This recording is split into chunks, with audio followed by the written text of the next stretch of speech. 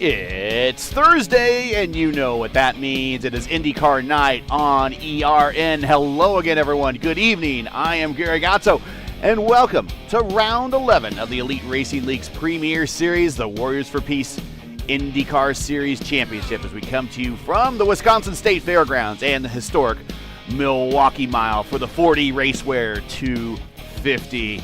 Joining me as always in the booth all season long is Luis Gonzalez Nunez. Luis, we kind of talked a little bit about it on our Tuesday broadcast over on our channel.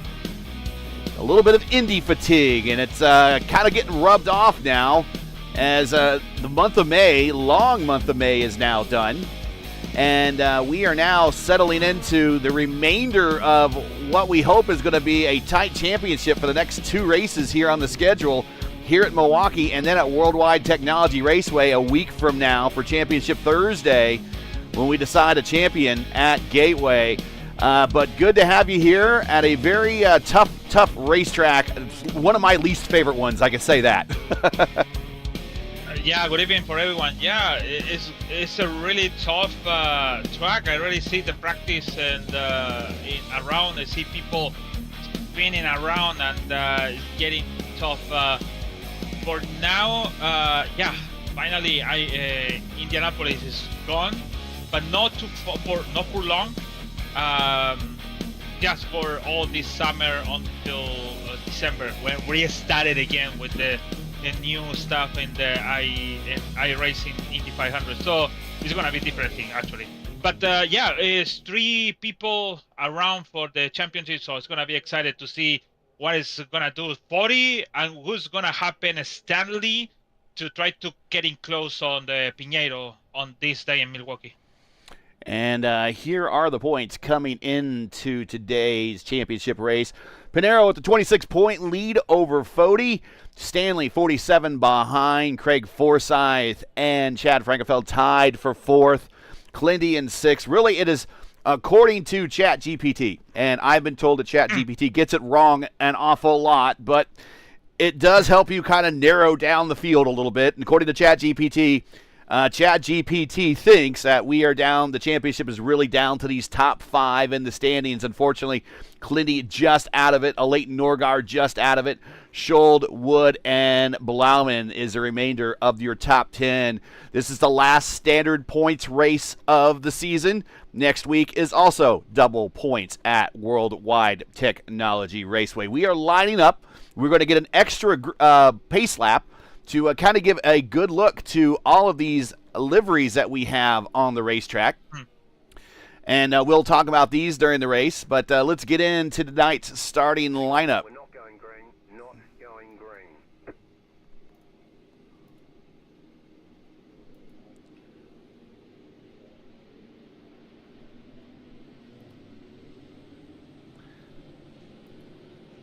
And here we go.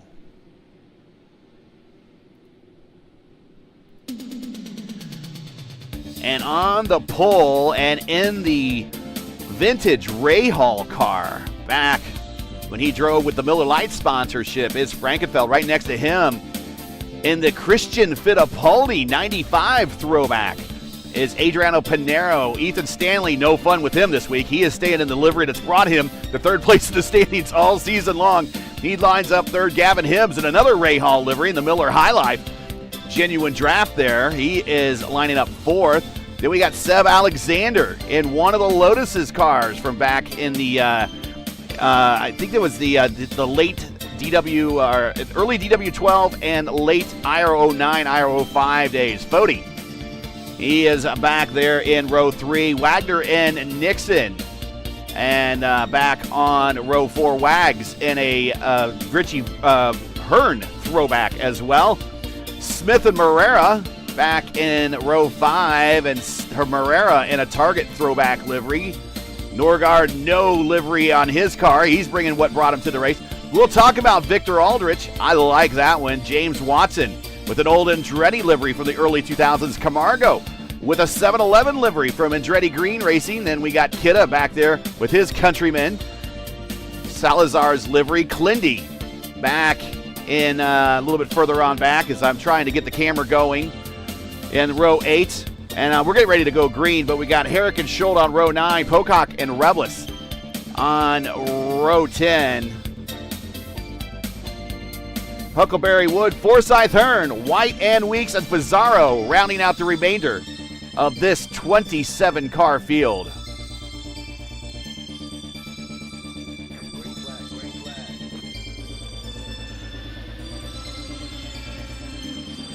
Ooh, be careful with the first corner.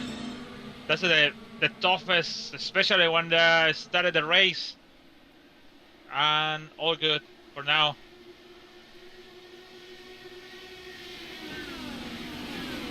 Clindy sends it 3 wide into 3 with the Menards mixed match throwback.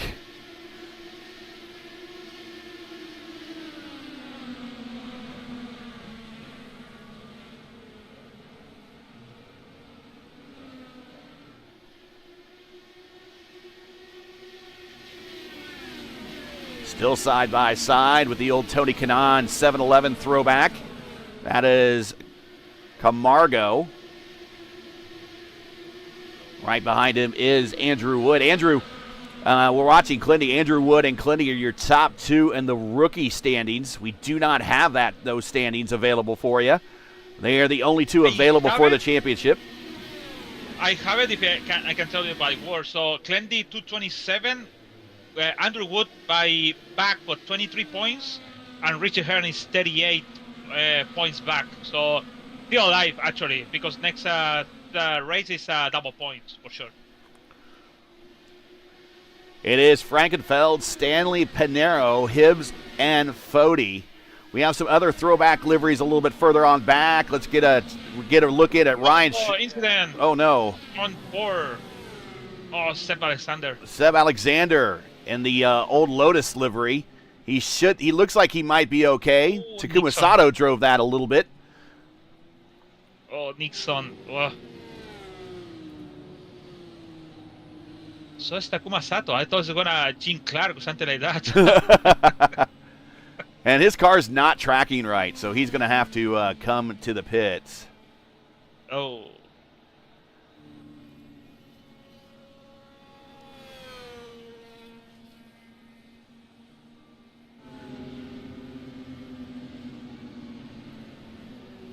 And let's go back in time and see if we can see what happened there.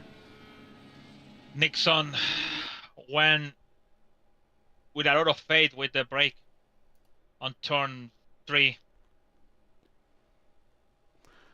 And then we'll watch this. Nixon, Oof. I think, did a little bit of a send here. Just trying to get you into the air here. Yeah, Nixon on the inside, get a good run, but oh, boo. A little bit of a chrome horn action, and Nixon lost his front wing. I don't know if it's going to snap back, and iRacing is going to forgive him, but he might have to come to pit road for that. So we are under caution right now, and going through the field to get ready to show you Ryan Schultz in the Sam Hornish throwback. Yellow Submarine. Nixon coming to pit road getting a new wing. Dave Huckleberry in the Rick Mears early 80s throwback. I'll tell you who would like that. Yeah, who is it? Who do you think will like that livery? Rick Rayvon. There you go, Rick Rayvon. Matthew Weeks in the Montoya Target 2000 Target throwback. Fazaro in his own livery tonight. Rebilas in his own livery tonight. Richie Hearn in the Richie Hearn livery. So we got 2 of the Ralph's Food for Less cars out there. Richie Hearn is the okay. That's the one. The other one is like okay. I'm gonna imitate him. But no, he's the one when he won on Las Vegas. Actually. In Las Vegas, Cale Pocock in the National Guard throwback that Dan Weldon drove, Vitor Mira drove, J.R. Hildebrandt drove. Almost won the Indy 500 on a number of occasions. But we're getting ready to go back racing as the lights are out on the pace car. Frankenfeld is your leader. Stanley has been running him down. Second, Pinero third, Hibbs fourth, Fody in fifth. Oh, we're going to delay. That's right. Oh. I'm sorry. I keep forgetting that it's been so long. We got the extra come to speed lap. Yeah. We get the extra come to speed I lap thought the here, so same we're going to thing green too. next time by. Man, I thought the same thing too. Why is so slow, Chad? We're at 90 miles per hour as they bring the speed up. They do custom restarts here in the ERL, which we do like. It allows them a more traditional IndyCar style restart. It is Frankenfeld, Stanley, Pinero, Hibbs, and Photo, your top 5. Here we go at lap 8 to 9. Still early stages. Thanks for joining us. Green flag in the air. Here we go again.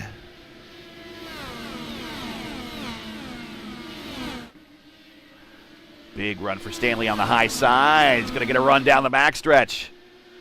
Stanley's chief combatant, though, is right behind him. He needs to watch out for Pinero. Stanley is going to set it deep into turn 3 and 4, up high, trying to get a run on Frankenfeld. It is very difficult to pass here at Milwaukee. I'm going to say thank you to Adriano. Don't choose something you always put in your mind. You say in IndyCar, you can choose the first thing you put in your mind, Emerson. But he found it Christian. So that's at least. Well, if we can get a good look at this better. car, and if you look at it from this aerial view that we have, if that looks like the Brazilian flag, that is because it is modeled after the Brazilian flag. And when I think of a really good-looking car from Brazil, this Christian Fittipaldi, when he drove for Walker Racing back in '95, he finished second in the Indy 500 that year. That is what I picture. Chad Frankenfeld goes purple that time by.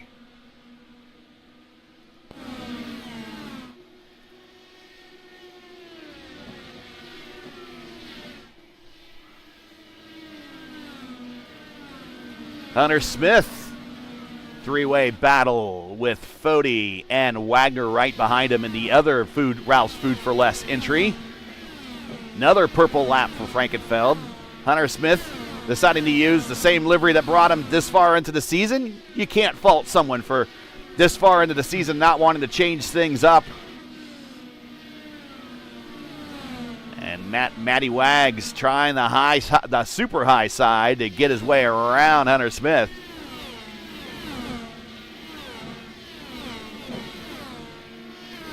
To be honest, Milwaukee is really tough. It's like you have to a lot of patience, maybe working a little bit with the brake bias. If you want to try to pass somebody on the inside, just use the brake bias a little bit high to don't spin on the back of the car. And just, or maybe the other thing is brake before to going to the apex and then accelerate and get a little more fast than the guy on front of you, but this is really, really tough, especially with condition. We have a 112 on track. Yeah, there you go, 112 on the track tip.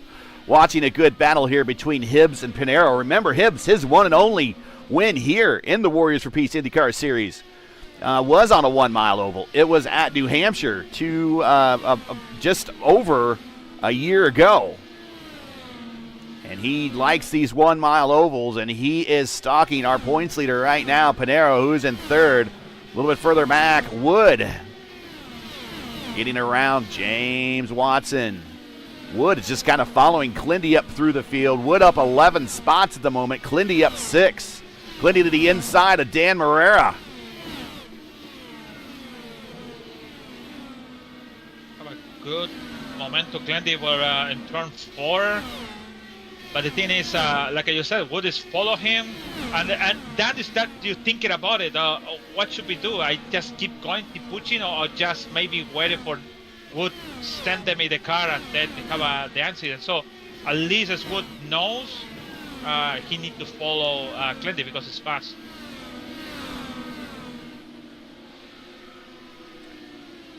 Clindy's still there. He's got a wheel.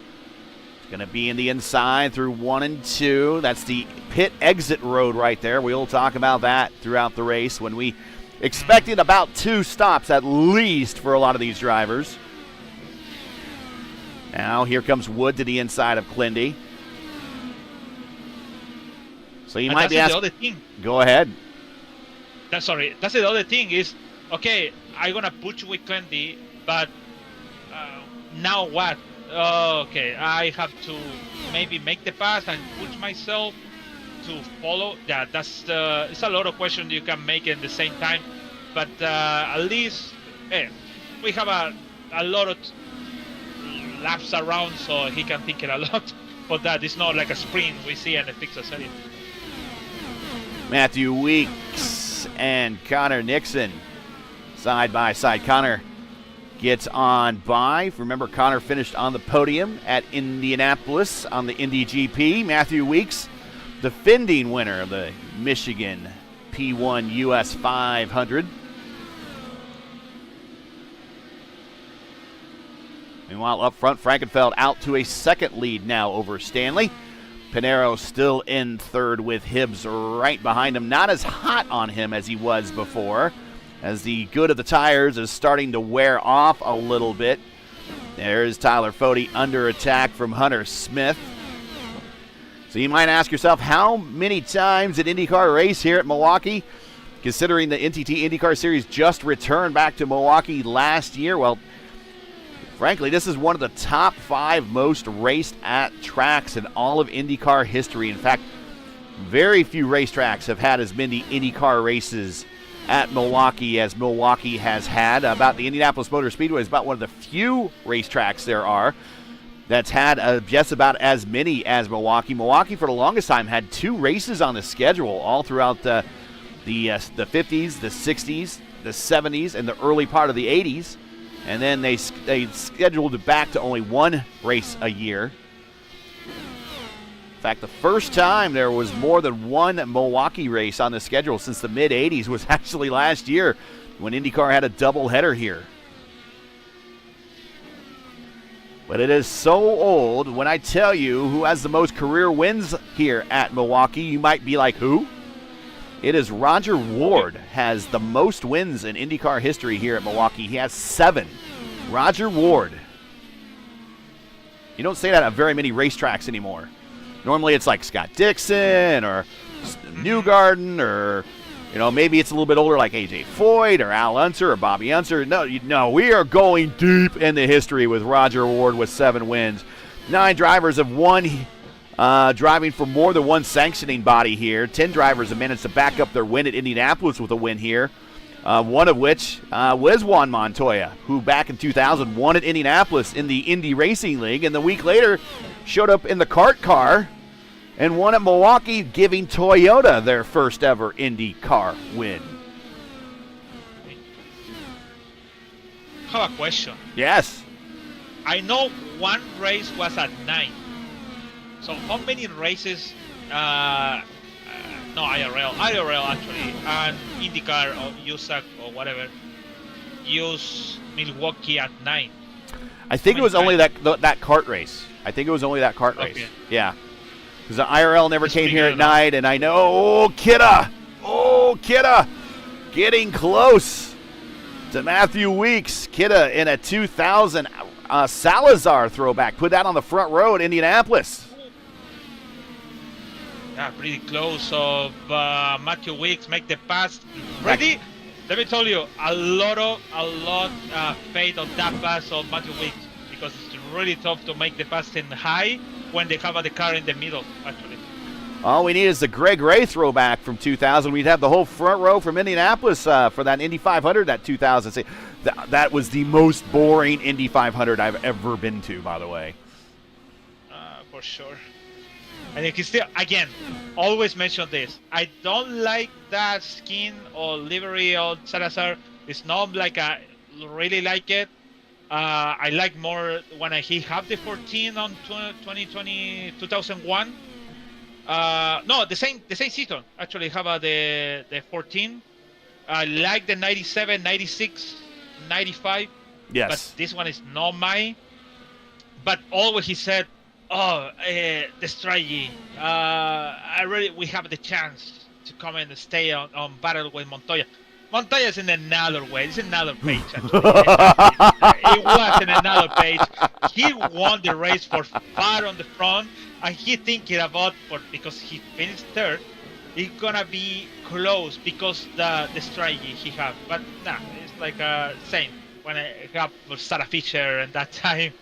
That was Complaining a about this. boring. My You know, God. the funny thing is about that win for Montoya, he led like something like 160 plus laps of that race. He was never really challenged. There was a late challenge by Buddy Lazier, who won the IndyCar Championship or the IRL Championship that season. There was a late push by Buddy Lazier to race him, but really in the final 20 laps or so, Montoya just kind of pulled away, and he was in another league of his own, and he didn't return back to Indianapolis until a number of years later when he was driving for Team Penske in the later years of his career. He did win the 500 again in 2015, and the interesting thing about that 500, it was kind of the opposite of his original 500 win. He led the most laps. If you look up his win in 2015 at Indianapolis, Montoya actually, that was one of the few most laps led by an Indy 500 winner in all of IndyCar, in all of the race's history, the Indy 500 history. So hard to believe that one year, Fazaro getting loose off the corner. But one year, he won Indy 500 when he dominates, and one that he just, leads what he needs to lead to win the race. And also, I don't want to be like a physical bully on things, but man, that's Montoya big to be in that car. But he won the race, and easy. Yeah. Won I was a big Indy Racing League fan because, they were the Indianapolis, I was supporting kind of the Indianapolis teams and all that. But when the kart teams came and the kart team fielded that car, they kicked the crap out of the Indy Racing League for that race. I hate to say this, but the better teams and possibly the better drivers were in the Indy Racing League or in the kart series, whereas the Indy Racing League really had the Indy 500. But what I liked most about the Indy Racing League is that they really gave everybody about as equal of an opportunity to succeed in the car as they would have gotten anywhere else. Sans the kart series. If they got in the kart, there's no way that drivers like Scott Sharp or Buddy Lazier would have really been allowed to compete as well. That's the one I'm going to. I really have my doubt if it's with the IRL or car champion or car with together in 96, 97 or until today.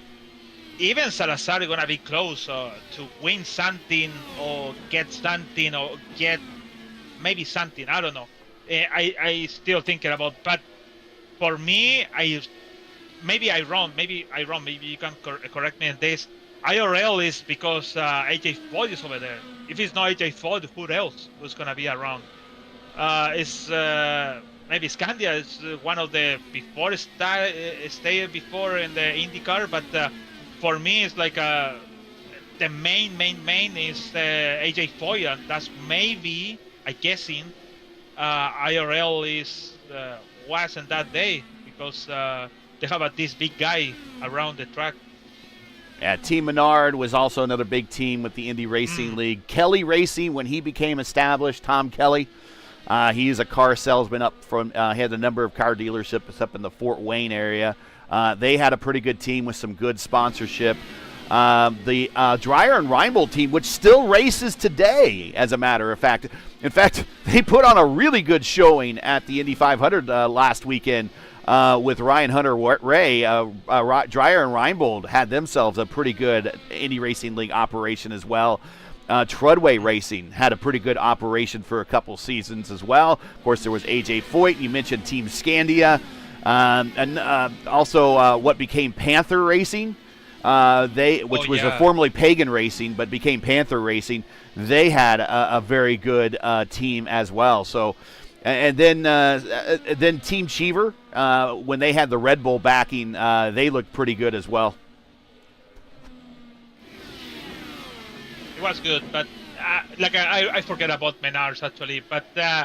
It's always like, AJ Foyt is the big guy. It's the guy he couple years ago drove the race, and he decided to retire on that day, and then make with Robbie Gordon the car, the 14, and then make the progression to now still in the IndyCar. So pretty good. Look at this traffic coming off of turn 4. Victor Aldrich in the Gary Bettenhausen throwback, when Gary Bettenhausen drove a livery honoring Evel Knievel back in 1978. And that is one of my earliest memory Indy cars ever, was this car right here, the Evel Knievel throwback. Because every kid, when you grew up in the late 70s, you had that Evel Knievel stunt bike that you used to crank, and then you would just let it tear off down the hallway, or run into your mom's shins or whatever, or over the dirt piles or whatever. Yeah, Evel Knievel was, man, he was the man back in the day. And that's what that livery is actually honoring. So there's 2 liveries I really remember as a kid before I really became an IndyCar fan. And this is one of them. And the other one is the Sunoco Special driven by Mark Donohue. Those are my earliest memory liveries from IndyCar when they, going to the track with my dad and everything as a kid. Those 2 are the ones that stuck out in my early memories the most. Wait, who's got Evel Knievel? That is Victor Aldrich. He is currently in 14th spot, and that is Gary Bettenhausen. Oh. I didn't know about Evel Knievel. Is the motor guy jumping to the, man. Wait, he wasn't Toy Story, or no? What's that? The movie Toy Story. I think so. They have in the Toy Story movie kind of. I think I said 1978. By the way, it's 1977. But yeah. Yeah. So in the Toy Story movie, or they have some tribute for him, and they make that kind of guy jumping from one place to the other. So they have the same liver. So now it makes sense. I already saw it. I didn't know. It's just I thought it was a toy, but because the story they have to go in for this old antique store. Yeah. To save something, and they have this guy over there with the motorcycle. And look like the same. Yeah. Man. That's it. That is it. That is it. Evel Knievel, man. If you are mainly a kid of the 80s but grew up for a little bit in the 70s, chances are you had that toy. I forget who made it, Migo maybe? And you would put his motorcycle on this crank launch, and you would crank up the motorcycle, and then as soon as you stopped cranking, the gears would engage, and that motorcycle would just shoot off, whatever direction you have it pointed towards. And you could have it, could make your own jumps or whatever, and that was the cool thing back in the day. That Evel Knievel motorcycle set. But that is Victor Aldrich, and one of my earliest memory liveries right there. It's always remembered. Also, I always remembered because of my name, and you don't see a lot of people named Gary these days. And I remember as a kid, Gary Bettenhausen. Oh, he's got my name, so I always liked him because he had my name as well. Ryan Scholl on the wall just hit or maybe left pass by the guy, but Rebilas make the was Mark Rebilas. Oh yeah, Rebilas gets into the side of him and sends him up the racetrack. Rebilas going to the marble, save it. And it's going to be a scheduled stop for Ryan Scholl, who might be done. Yeah, Ryan Scholl said it's okay. Don't worry about it. So our leader, Chad Frankenfeld, by 2.7 seconds, dominating this day in the old Ray Hall Miller light livery. That livery never proper drove in the Indy 500 or never appeared in the Indy 500. But there was Miller Lite sponsorship during the split. Specifically, Ari Leyendijk carried it on his car when he won in '97. But that is your leader right now, Chad Frankenfeld. Ethan Stanley 2.3 seconds behind as Chad is in the middle of traffic. Pinero just keeping his chief rival in the championship just in his sight. That's all he really needs to do. He is currently third. Gavin Hibbs in fourth. Tyler Fode in fifth. Pit stops coming up here soon. Well, I would imagine pit stops are probably coming up soon. I would suspect here in the next 20 laps or so, if not sooner, we will see initial stops for those that did not stop during the early caution. In fact, I think everyone stayed out under that early caution, so I think everyone is pretty much on the same schedule with the exception of Connor Nixon and Seb Alexander, but I think Alexander is out. Craig Forsyth I'm also seeing as out as well. So I don't think Craig took the green flag. I know. I seen Pinheiro with incident time X2.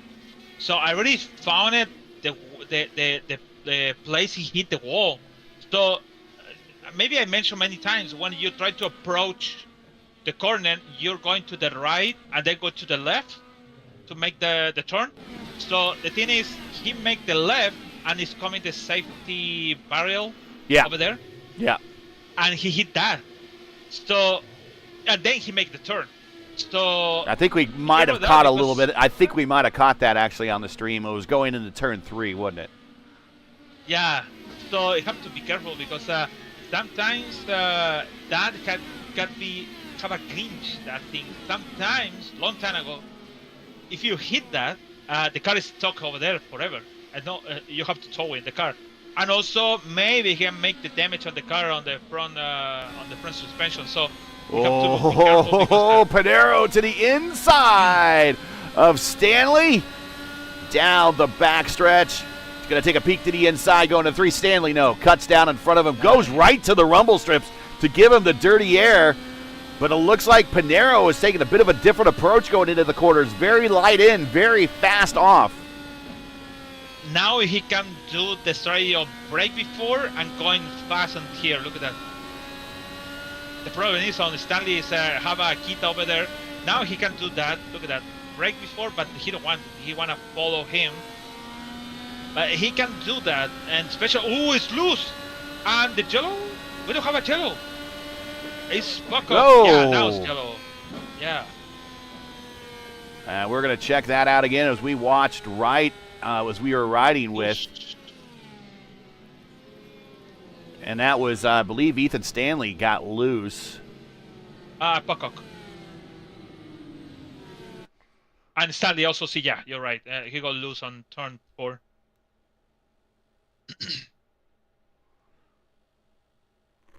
And let me go back a little bit further. I think everyone's going to come to pit road, too.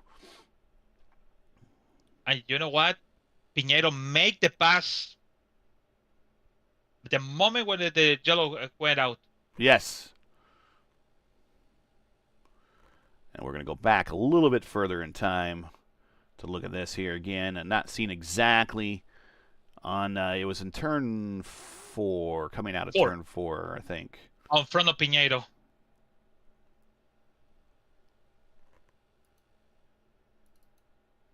Oh. Yeah, there is Pocock coming off the corner there. And he keeps it off the wall. Oh, good job for Cale. So he wasn't yellow flag because he wasn't in the line to come into the pit. So the moment he put the wheel in the track, it's through the yellow flag. Yeah, there was a couple of criteria met here to bring out the caution. Number one, his line of attack was too steep, and so the sim's going to see that, and then he's very slow, and then comes to a stop, kind of in the racing line for pit entry, and that is more likely going to bring out the caution here in this sim, and that's what happened. So we are under caution here at lap 67.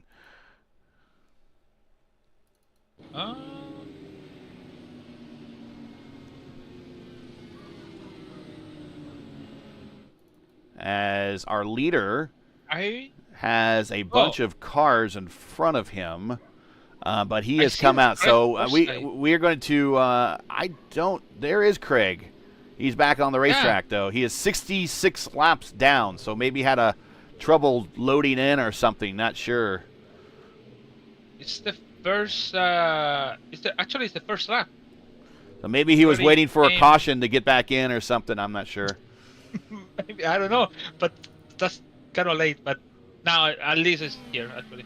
Number of cars getting the wave around. So they will go back to the end of the field. Your leader is Frankenfeld. Behind him is a lap car. And that is Jim Herrick. And that is a throwback to the Patrick Racing 1982 Mario Andretti livery that didn't even get to race one lap at Indianapolis because he was taken out in a wreck that was started by Kevin Cogan. Coming to the green flag of that race. But I do remember that livery, and of course that team got the last laugh. So we're going to go green next time by. They got the win for that Indy 500. That was Gordon Johncock winning that 500, one of the closest ever Indy 500s to this day. Not the closest, but one of the closest. I do have a list of all the closest Indy 500 finishes now. This Sunday not included because it finished under caution. But I can read those off here if you're curious. But we're getting ready to go green. Frankenfeld has dominated the day. Pinero second, Stanley third, Hibbs in fourth, Foti in fifth, going green this time at lap 70. I remember Junior. For sure Sam Hornich. Pinheiro, whoa, that's close on Jim Herrick. Wow.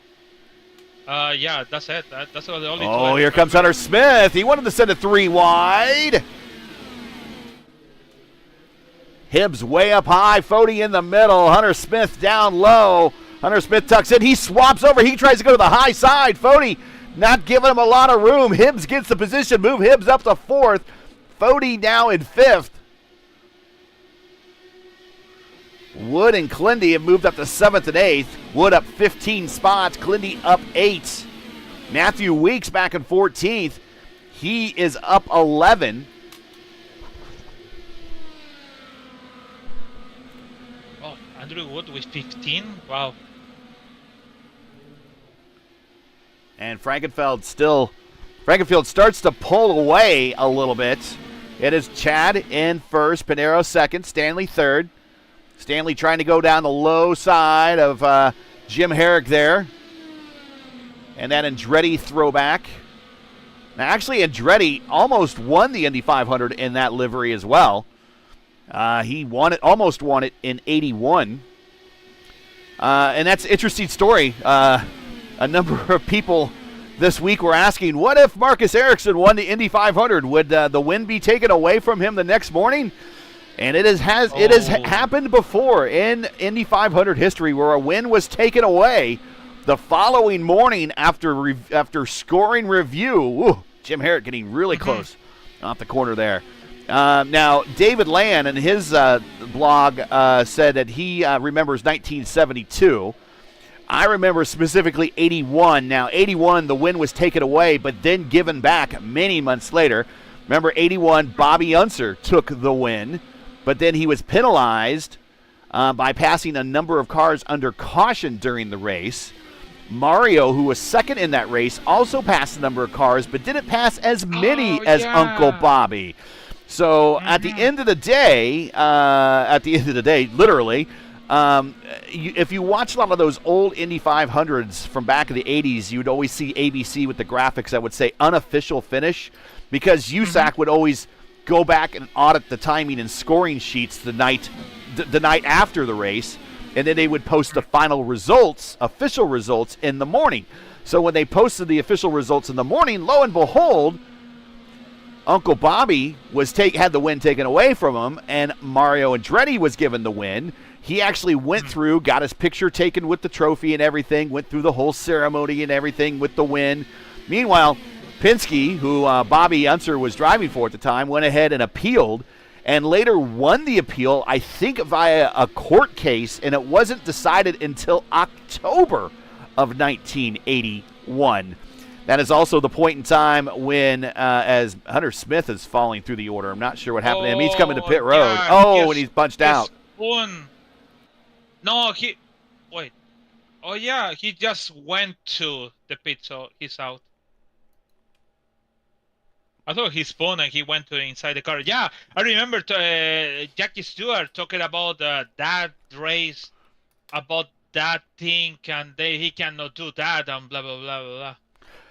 Yeah, and because of the criticism of that race, I believe that's kind of what said. Bobby Unser said, "I'm going to go ahead and retire. I don't need this stuff anymore."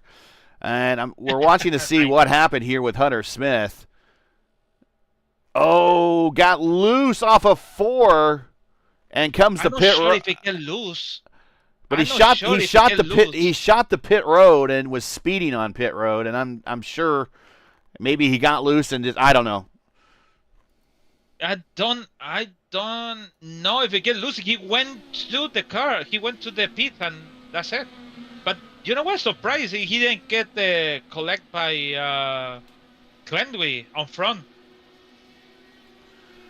Back as your leader by 1.8 seconds is Frankenfield over Pinero, Stanley, Fody, Hibbs, your top 5. Wood, Clindy, Wags, Norgard, Marrera, your top 10. We're 81 laps in a 250-mile race, 250-lap race here tonight. Make sure to like, share, and subscribe. We certainly would appreciate it. One more race to the season to go after this. If you're still in contention in the points, it is double points next week at World Wide Technology Raceway as we decide the 2025A Warriors for Peace IndyCar Series Championship next week. And then we going for vacation. We go on a little vacation, yep. That's yeah, until have to check until when. But yeah, it's gonna be after this vacation for year end. And Hibbs and Fody back battling. Fody getting her back around Hibbs. Hibbs was up in 4th. Fody got back around. Go ahead. Oh, it's until July 24th. So basically, month and a half maybe. Yeah, I think it's like 6 weeks. Yeah. We're gonna come back to Miami, the F5 Challenge Indy 300. Nice. Yeah, we don't have a graphic. I've been trying to get a graphic of the schedule. If anyone is good with Photoshop and would like to help with graphics, hit me up, please, over on the Elite Racing League or the P1 Discord. I'd like to get a graphic to show that. But yeah, we do have next season's schedule. It is still subject to change, but starting July 24th at Homestead, Miami. Then the 31st of July, we're going to go to Iowa. Then the 14th of August, we're going to go to Portland for the first time. And then the P1 Broadcasting 500 for round 4 at Pocono. That will be the first 500-mile race of the season, part of the Crown Jewel Triple Crown. Then we will go to Road America, then Phoenix, Mid-Ohio, then Indianapolis for the 500 in October. Then we're going to do the twin 275s at Texas on October 30th. Yes. And that will also be a throwback livery race. We're going to do the throwback liveries again for that race for rounds 9 and 10. And then we will do the US 500 in November. And then, hopefully, if we get the track, and this is barring that we get the track from iRacing, but if we do have Mexico, the Mexico Indy Grand Prix on the schedule tentatively for November 13th. So if we do get Autodromo there in Mexico City, it is on the schedule. We will see it for round 12 and then round 13 right back at World Wide Technology Raceway for the finale of the 2025B season in November. And then it's the big run to the PRI Hoosier 500. I know Ryan Schold is going to be happy about that. Andrew Wood, Gavin Hibbs battle for position. This is 5th, 6th, and 4th with Tyler Fody leading the in 4th spot there. That's interesting. We're going to have a race 1 in Texas and race 2 in Texas? Yeah. That's true. Yeah. Nice. That's pretty good.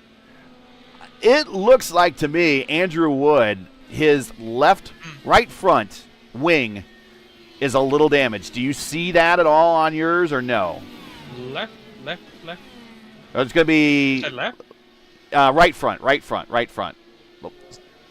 Nope, I don't see it. Maybe I was catching a glare.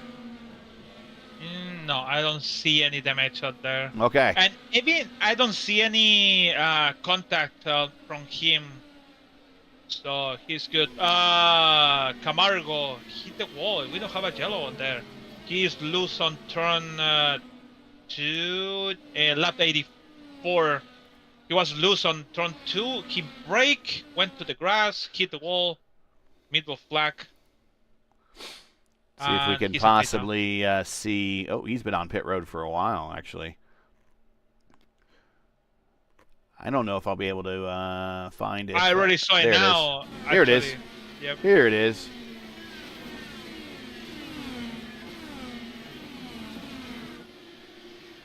We'll go back in slow motion here and see what happened.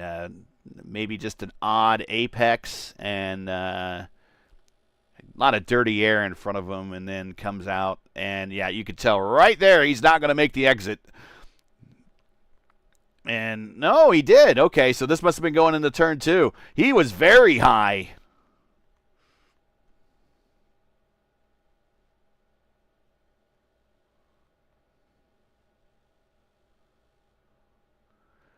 And Weeks taking a high line, giving him plenty of room. And, right there, loose off the corner, right in front of Weeks.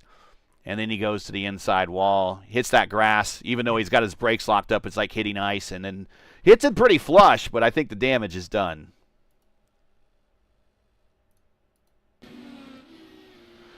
Meanwhile, back up front, man, just dominating this day, it's Chad, man. Chad has really put a hurting on this field. He has really put a lot of practice into this week, though. Yeah, finger crossed, because sometimes when you dominate everything and then come into the pits and the yellow flag is out, lose 2 laps, game over. So I hope the race continue on this progress of lap.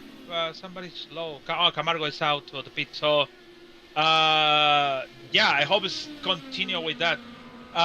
So Forza said by works, I couldn't get the green flag. So yeah, he had work calls, and I work at IT, and I understand that if I get the I'm on fire page in the middle of these races, that will be fun. That's never happened, but that could happen, especially this week. I'm on call, so it could happen. Canadian people. Borrow to the other Canadians.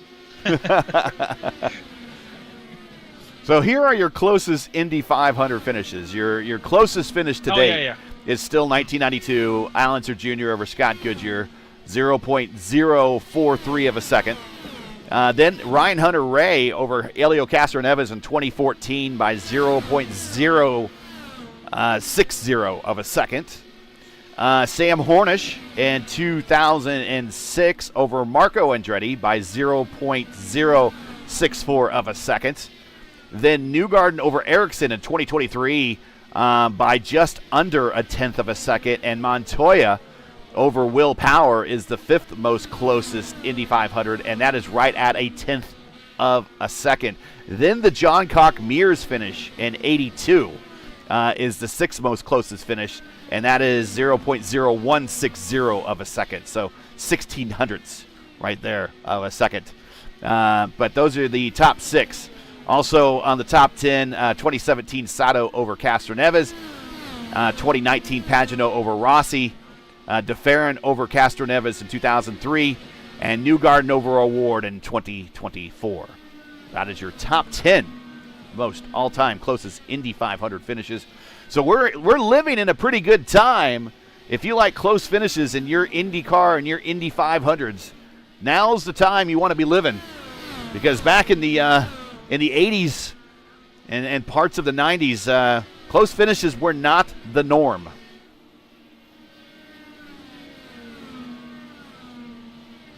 Watching this battle here between Fody, Hibbs, and Wood. A little bit further on back, there is Matty Wags. He is getting around Dave Huckleberry, who stays high.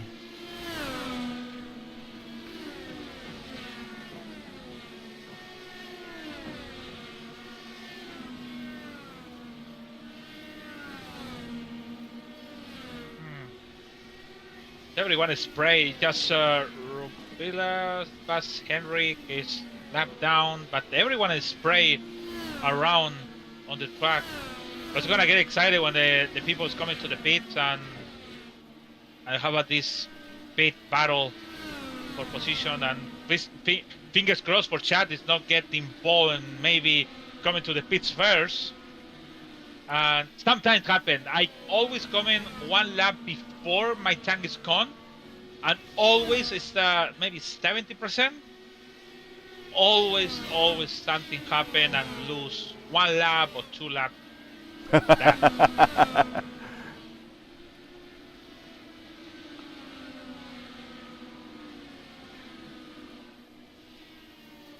Man, I see a Stanley lose on turn 2. I don't know. I can see it because I follow by far chase, and the car is going not straight, going different way. But yeah.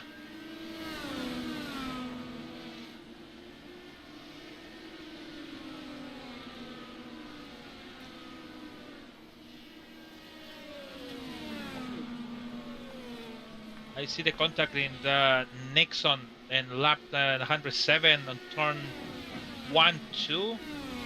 Nixon standed, and Dave lose the front wing actually.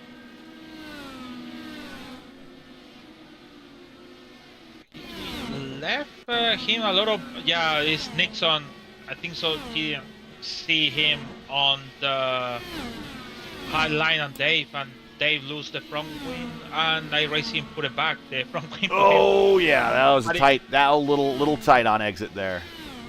Actually, in the front wing have a damage. You can see the marks on the front wing on the Dave. So you cannot drive it with that damage on this car in this track. Dave is on pit road right now. Pinero is still second. The Frankenfield. Stanley third, Fody fourth, Gavin Hibbs. That has been pretty much your top 5 the entire race. Though Andrew Wood getting up there, up 16 spots. He is going to start encountering these leaders here as he's right on the tail of Hibbs. But you're right, pit window is everyone stopped at lap 67. We are already 45 laps into this next stint. That's how fast things are clicking off here at the 1 mile oval here on the state fairgrounds in Wisconsin. And you know what is quick? That's why it's quick, this race. It's because sometimes, okay, this guy is running, but sometimes mostly time we talking about something and make like and then we figure out, in the 100 lap. Okay. That's very fast, that's why. Well, if we get the green flag pit stops, we haven't talked about this yet, but the pit entry here at Milwaukee is very tight. It is literally threading the eye of the needle. That is what's going on, because the pit entry is between 2 walls, and you need to aim for it, and you got to slow down coming off the corner here, and you're not going to see it in any of these pictures. Maybe get a bigger, wider picture here. Get a little blimp angle here from Gavin Hibbs from the ERN airship. And other people practice entry. Yeah, I hope they did. So look how narrow the pit entry is here. There it is, right there. I mean, there's not much there. Now, if you want to come to pit road at full speed, there does not give you much room for error there. And then to come off pit road, you have that whole pit entry. Fody, not a good exit off the corner. Here comes Hibbs to the inside. This is going to open the door for Andrew Wood to get involved in the battle. Oh, wait. Chad lose. Oh, no.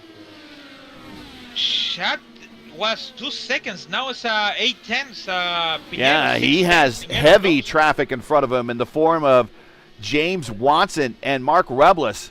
And he is going to want them to get out of the way if he can. But he is trying to thread his own needle there.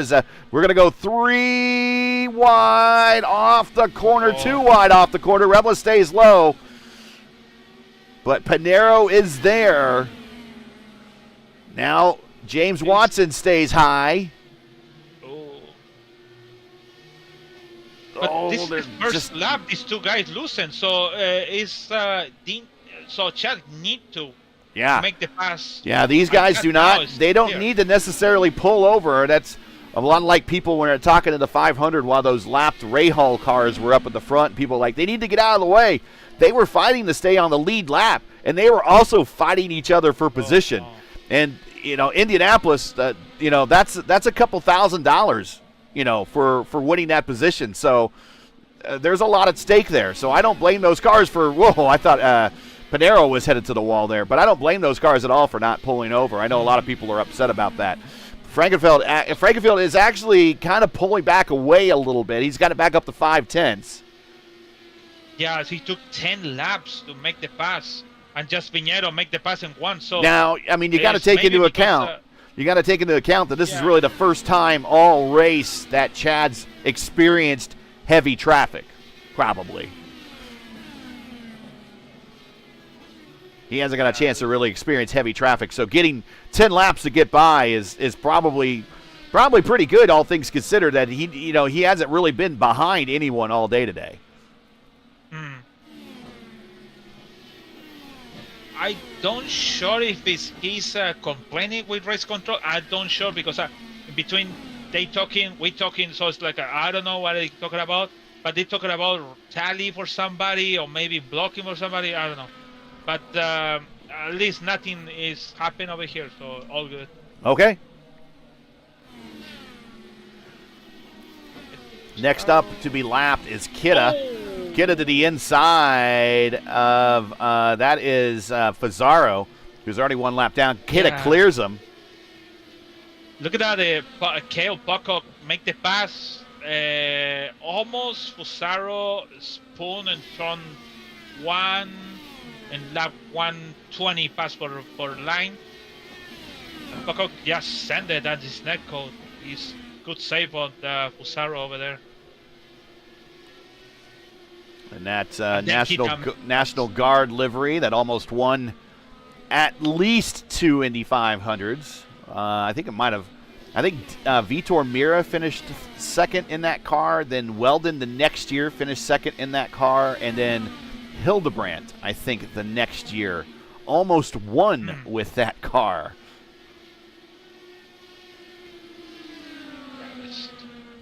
That's pretty sucks. I saw it with my mom that day. Oh my god, she was like, "What happened? Why?" I was in this. That was the last Indy 500 I went to. That was part of my big run. That I went from every Indy 500 from 94 to 2011. I went to every Indy 500 in that time period. And that was my last one. And I just remember when he was taking the white flag, I said, I can't believe this guy's going to win it. And then I see Charlie Kimball is in front of him, and he goes to pass Charlie Kimball. And I remember even asking as he was going through our corner, because I was sitting in turn 4. He crashed on the exit of turn 4. I even asked him, why is he passing Charlie Kimball? He doesn't need to. But he went ahead and did it anyways and put the car into the wall. And if there's one thing that's going to haunt that guy forever, it's going to be that. I mean, so close. So close. It's crazy because I thought to check his result for now. He's done. Maybe he's do something, but it's nothing else. No, he's not in. He's a pretty accomplished engineer in his own right, J.R. Hildebrandt. So it's probably a safer career to be an engineer than it is to be an IndyCar driver. Probably more job security, and it might even pay more in the long run as well. And so, I hope he's doing well. That's got to come back to haunt him in the middle of the night. It would haunt me. It would haunt me. I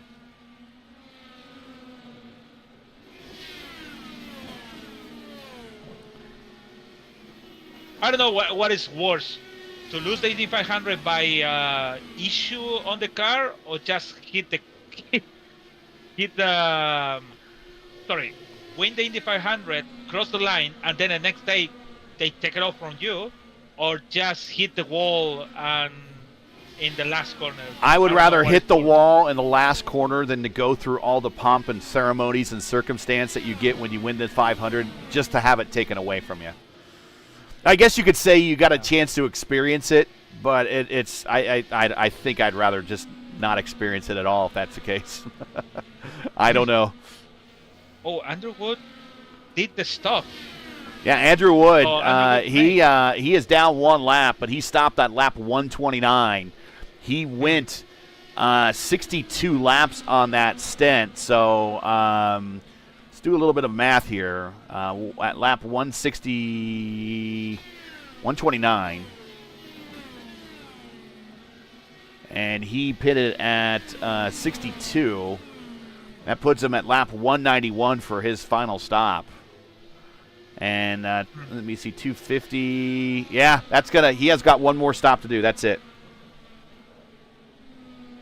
That could be divided into. He can do 60 and 60 to go. Kel Pocock is a bit too also. And here you see him in his stall, getting service to his National Guard Dallara. What is Frank?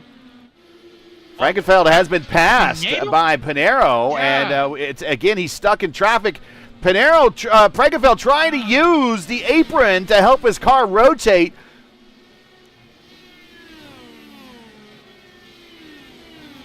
Wow, that's kind of dangerous. Look at that, the car is jumping in the. So let's watch. Here is the early pass in the 3. And Smart on chat, he coming to the pit. And we'll watch him swap the lead back and forth. And look, Chad sends it down in the 1. Now, look at him hit those rumble strips. I don't think he meant to. You can do it with the DW12 because it's always the car is in the track. But in this car, you cannot do it. It's really tough, especially with the old tires. But very smart on chat. It's like, okay. Oh, Pinheiro! As a car was coming up the speed to his inside, that was Richie Hearn. He was trying to get around Aldrich. There's Jim Herrick up high behind him, and he gets on by.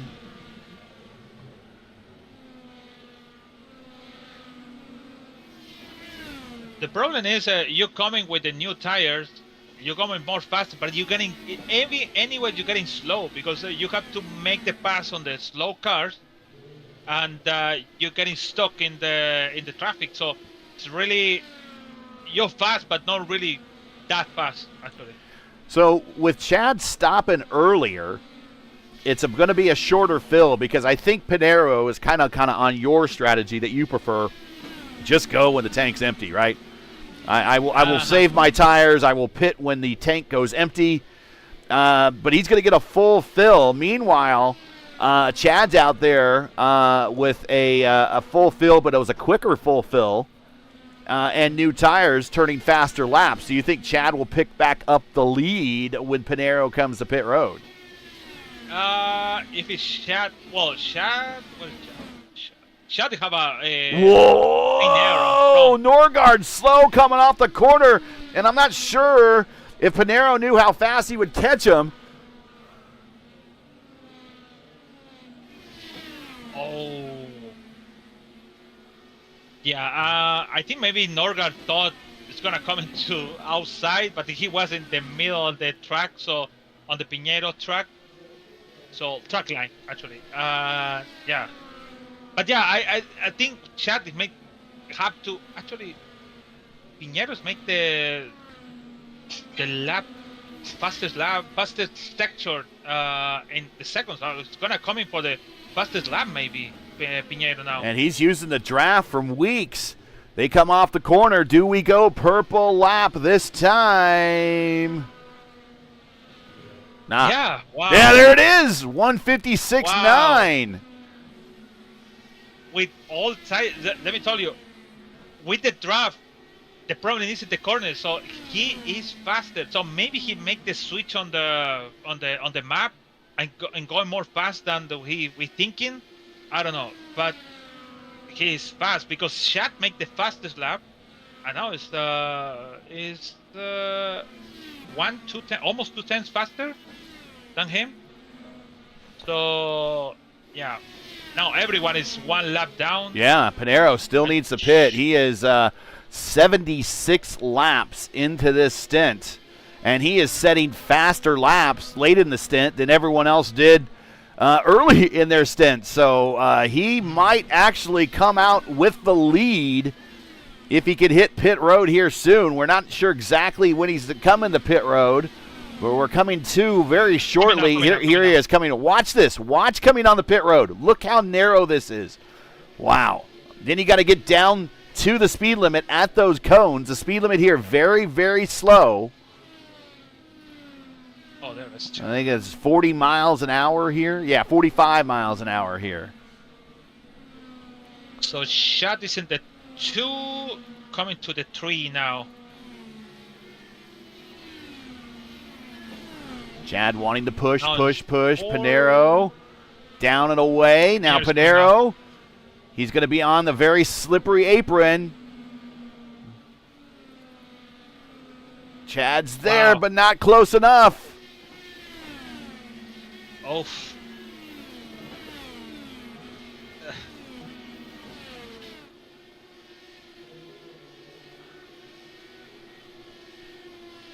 All right, with pit stops done, we just want to remind everybody that if you enjoy ERN's coverage of the Elite Racing League Warriors for Peace IndyCar Series and respect the stream, please do us a solid. Make sure you support us by subscribing. And while you're at it, don't forget to smash like and click the bell so you don't miss out on future ERN broadcasts. Also do want to shout out for winning the poll today. The Elite Racing League's poll award goes to Chad Frankenfeld for winning the poll tonight, and it's sponsored by 4D Racewear. Check out their line of made-for-sim racing gloves, shoes, and apparel. Visit them today at 4dracewear.com or click on the link in today's stream description. They are also today's sponsor of the race, the 4D Racewear 250 here at the Milwaukee Mile. Let's take this opportunity to get a few words in from our sponsors here. With about 100 laps to go, we'll be right back from the 4D Racewear 250 at the Milwaukee Mile. Racing isn't easy, but experiencing it is. iRacing puts you in the driver's seat with the industry's leading sim racing game. Drive on laser scan replicas of the greatest racing circuits from around the world. Go head-to-head against other drivers chosen by skill-based matchmaking to ensure competitive racing at every level. Compete across all your favorite series. In officially licensed cars, engineered to deliver the most accurate driving experience possible.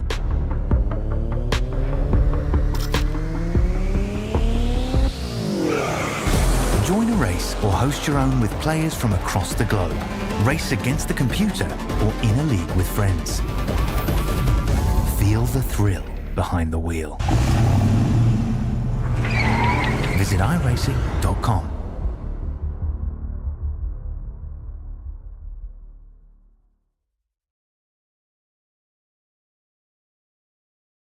They walk among us, but at 240 miles per hour, they become something more. They're thrill seekers, risk takers, and maybe just a little bit unhinged.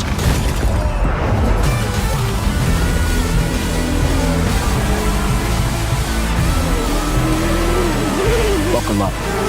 This new era of speed, this racing revolution, it's just getting started.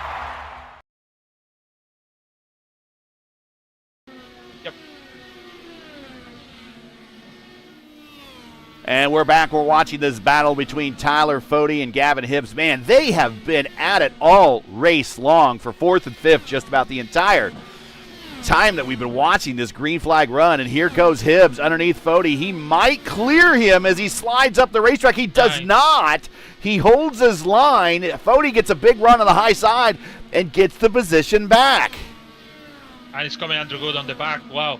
So it's nice for Gabby Gibbs. Don't make that close, because normally you make the pass, you hear the clear, and you're close the door, but he make it open for 40 to make the pass for outside, and Andrew Good with the 16th spot, it's getting close to maybe getting one more position over there. Riding with Andrew as we are riding on board the Robbie Gordon cam. Over to the left rear. Going to take a peek to the inside.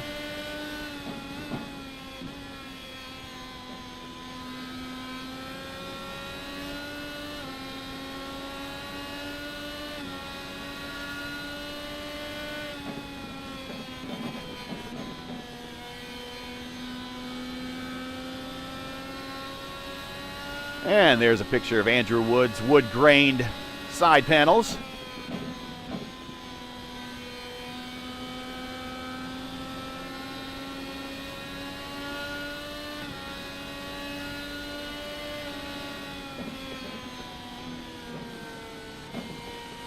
Matthew Weeks, one more spot. He won over Nixon. Is 18 spot and 8 now. The top 10.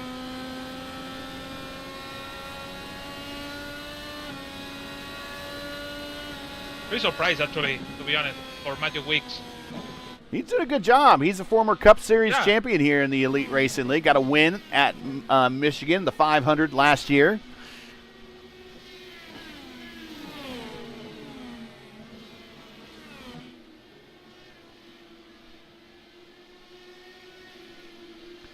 There he is with Connor Nixon, 8th and 9th. These are the last two cars on the lead lap. Of course, Weeks in that Montoya throwback. And Weeks with the Montoya throwback. Keep in mind, Montoya won here back after he won Indianapolis. He's the last driver to do the back-to-back from Indianapolis and Milwaukee. For the longest time, Milwaukee was the follow-up race to the Indy 500. Number of drivers have won both races, I believe, if memory serves me. I think 10 different drivers have won back-to-back. Bill Holland, Pat Flattery, A.J. Foyt, Big Al Rutherford, John Cox, Sneva, Mears, Little Al, and Juan Pablo are the drivers that have won back-to-back here at Milwaukee after winning the Indy 500 the week before.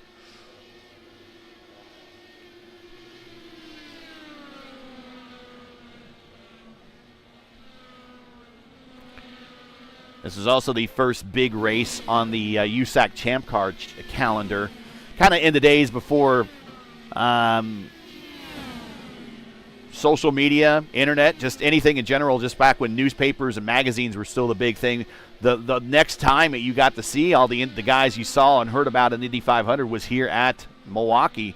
So this typically always drew pretty good crowds because this was the first chance everyone kind of got to see the defending Indy 500 for the first 500 winner for the first time since he won the race in a race car.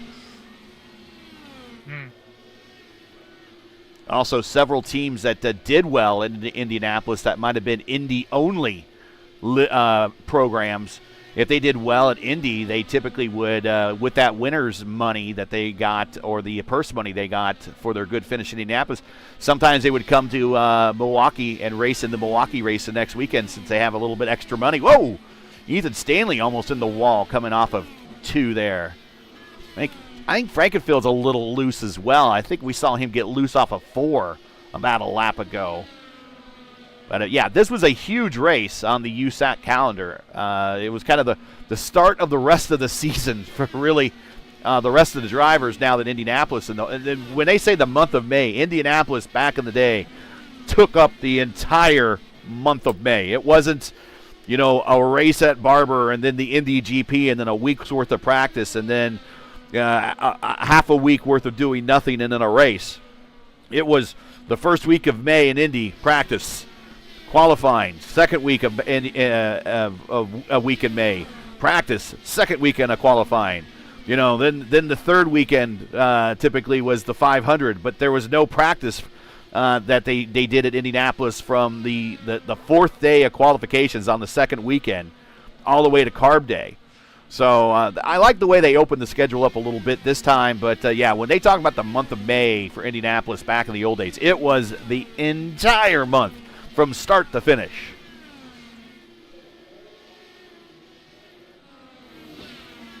Sometimes you get bored about the Indianapolis, to be honest.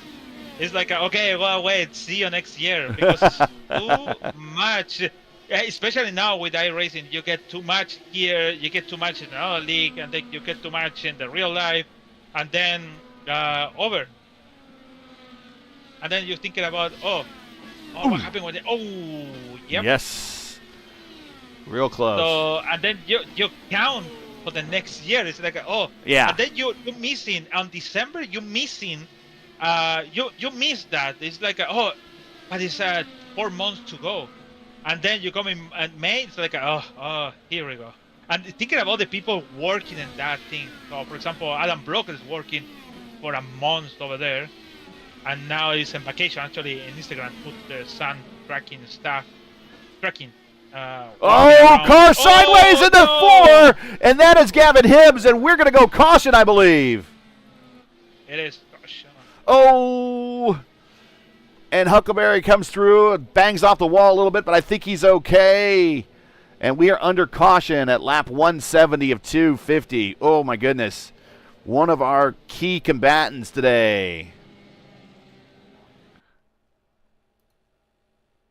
Go back a little bit further in time, and he just kind of got sideways in the corner. Hit somebody else.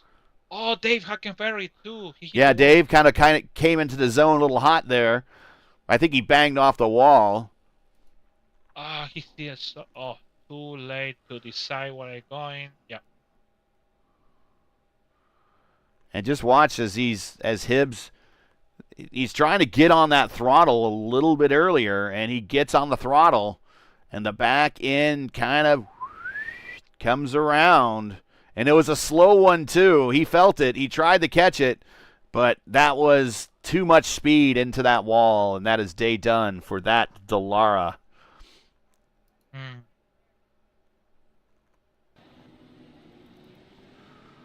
So a number of cars will come to pit road.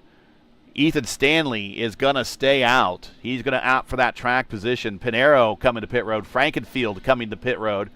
Fody coming to pit road. Along with Andrew Wood now, who moves up to 5th. Clindy now 6th. Matthew Weeks 7th. Connor Nixon 8th. Connor up 18 spots. Or Matthew Weeks up 18 spots. Connor Nixon actually up to 8th where he started. So he's at a bit of an up-and-down day. Leighton Norgard in 9th. He's on the racetrack, going to get the wave around.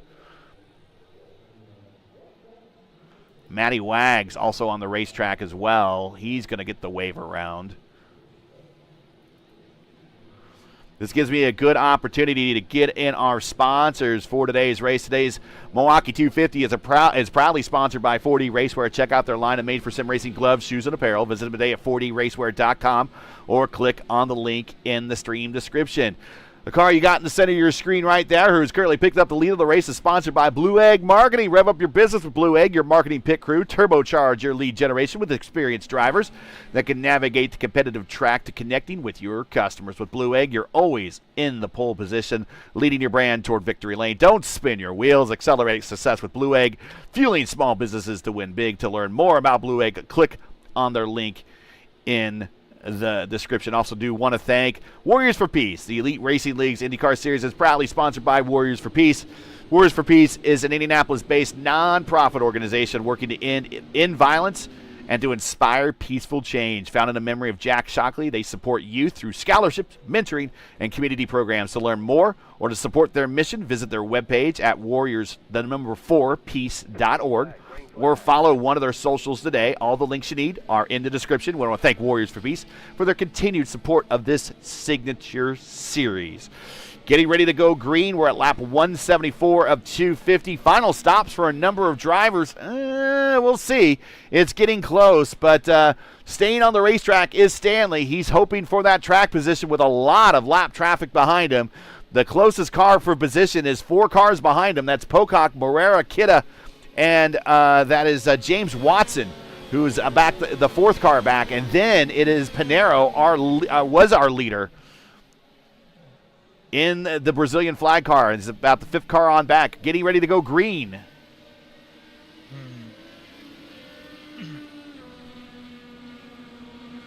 I think Stanley, he need to make a good laps to gave over Kel. Maybe he can make in 2 laps 2 seconds or maybe 1 second, and just leave Adriano burn the tires to make all these 4 cars fast. Andrew Wood to the inside of Foti.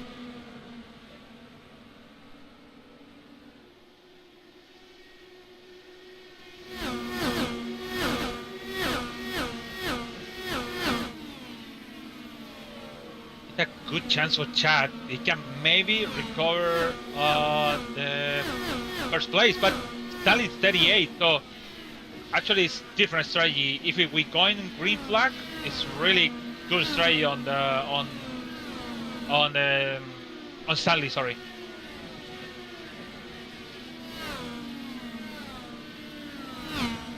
He still has the stop though.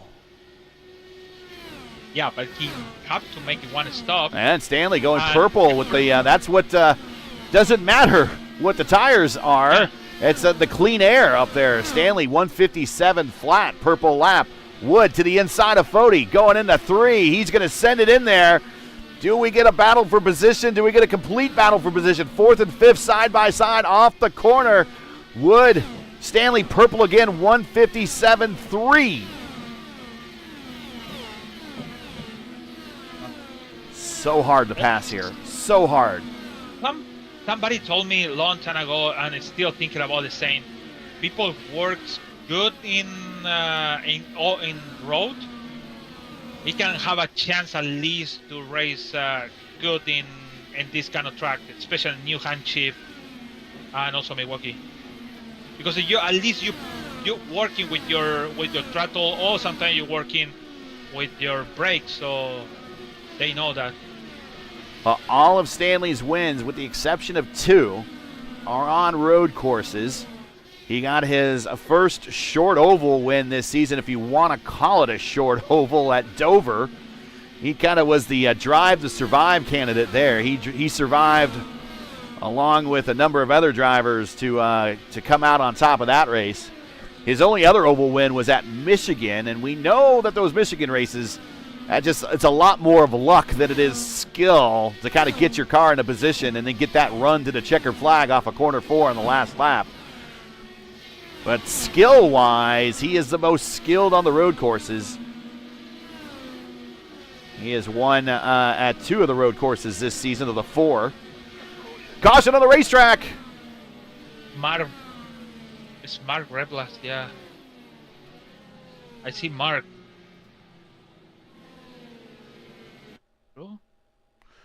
Mark turns into the corner.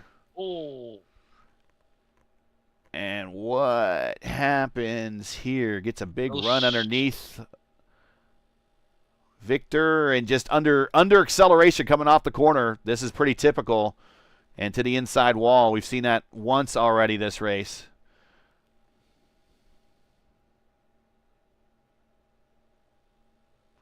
And that's day done for Mark Rebilas, who had himself a pretty good race. He was in the good. To be honest,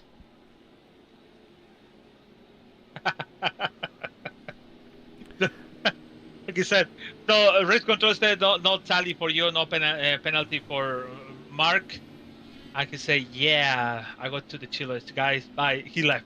So. Interesting. I'm gonna go back and watch that real quick. On pit road. I don't know. Let's see this again here. So where is? Let's go back another 5 seconds. Sorry about this, everybody. I didn't see. No. That is fuel only for Chad, and he tops off the tank. He's going to stay on the tires that he just changed to. Stanley changes the tires, tops the tank off, and he comes out behind Chad.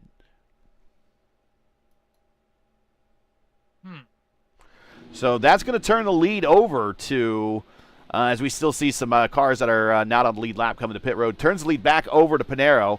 Here is the wave around. So the lead situation now is Pinero now picks up the lead at lap 185 of 250. Tyler Fode, who is second in the championship, now is second on the racetrack. He is right there behind Pinero, right where he needs to be. He needs to get ahead of Pinero, ultimately, at the end of this race, to hope that he has a shot in going into next week's double points race at World Wide Technology Raceway. Klindy looks like he's just very steadily got himself in a good position here in the mismatched Frankenstein Menards car. And if you are a fan, again, of the late 80s into the 90s Indy 500 practice, if you would go to the racetrack, you would always typically see, like after the first weekend of qualifications, Team Menard pulling out their backup cars to get some more drivers in the field, and they would just put those cars together. They would mismatch them with different color side pods and noses. They would paint them up for the race later, but during the week of practice, they look ugly like this. And I that is a very creative way to call homage back to the mismatched Menards cars back from the 80s and 90s. But he is in third for Klindy. Right behind him is Wags, and then Frau Food for Less Delara in fourth. And Frankenfeld on those, well, topped off tank, but old tires. He is in fifth. Stanley on the new tires. He is in sixth. Getting ready to go green this time by. Coming to lap 187. It is Pinero, Fode, Klindy, Wags, Frankenfeld. Here we go again. So, by strategy, there should be Pinero, Fode, and everyone going to the end. Sure. Oh, contact off the corner! And we got someone in the wall. Andrew Wood is damaged, and that is Huckleberry into the inside wall. We're still green. Oh, Stanley. Oh, they want to leave the position all the fastest lap. And wow.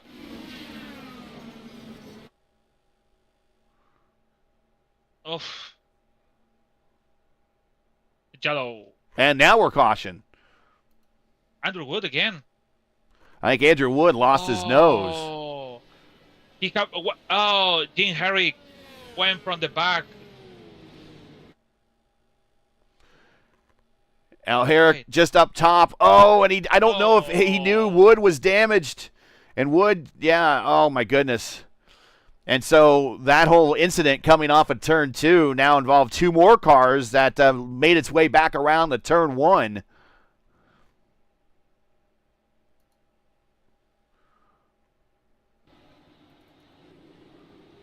Yeah, so Herrick said, I didn't expect you to check up. And Wood said, sorry, my bad. It was my fault.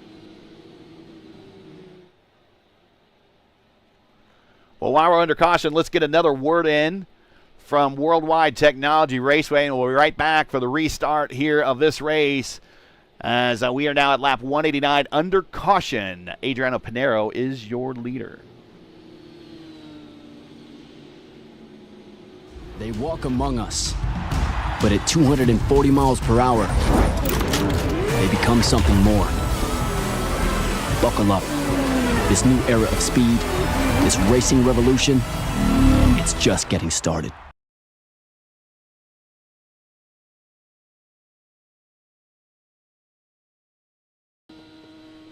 And we're back.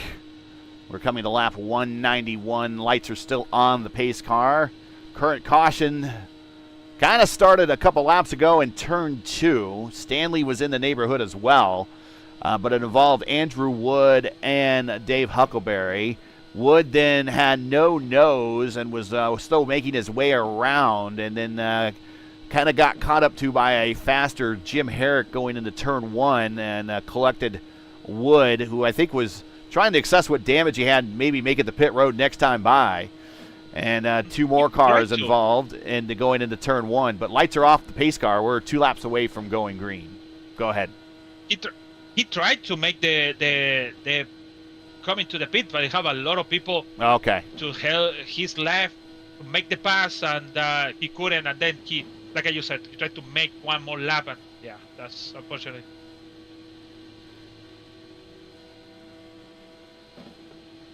He have a lot of position, really have a good chance, at least top 5. He have an 18 spot wins, and he lose all of this now with 16. Right at 60 laps to go. Everybody we think should be good to go on fuel. It's going to. We don't know if anyone's going to be tight now. Final stops for a lot of these drivers. We go green next time by final stops for a lot of these drivers as we see Richie Hearn coming to pit road, I think, for a top off. Pinero at 172, Foti at 172, Clindy at 172, Wags at 173, Frankenfield and Stanley at 184, along with Matthew Weeks and Connor Nixon. 12 cars on the lead lap. Last car on the lead lap is Takeshi Kida and that Eliseo Salazar throwback that he put on the front row at Indianapolis in 2000. Going green this time by at lap 193. This field is starting to get thinned down a little bit. Pinero, Foti, Clindy, Wags, and Chad, your top 5. Make the pass, Chad, on the Victor. Now is going for Wagner. It's going.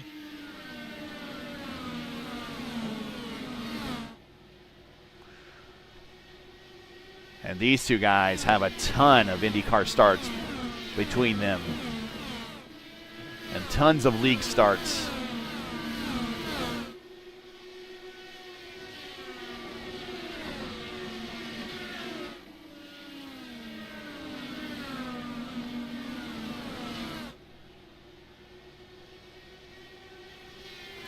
And then right behind him is Ethan Stanley. Pinero, purple lap, 157.3. Go ahead. I think so. This track and also New Hampshire is not affected the new tire. So because Chad is 11 and Wagner is 22, so they drive equal basically. So it's just patient. But because patient, the time is going to 0 soon. So you need to hustle actually Chad to at least catch the podium at least.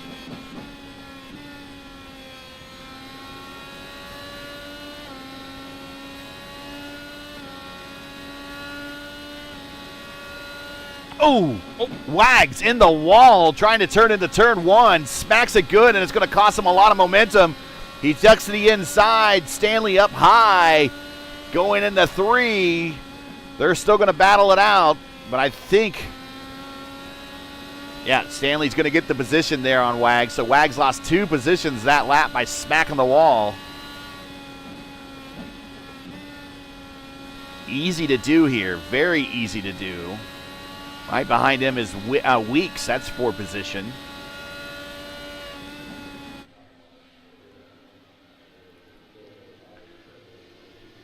And then Connor Nixon right behind Weeks. Norgard right behind Nixon. Pocock in 10th, having himself a good race. Dan Marrera in 11th. Stanley, purple lap, 157.5.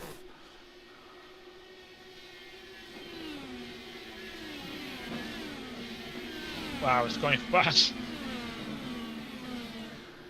Now these IR18s are not anywhere near the track record here. The track record, as you would guess, during the kart turbocharged era was considerably faster. So back when the Roadsters were here, they were doing about 101 miles per hour. Not too bad, right?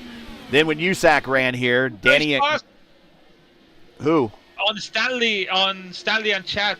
All right, here we go. We're going to take a look at his pass here for position before we get back into history. Before one of them becomes history, they're going to go side by side, wheel to wheel, coming off a 2.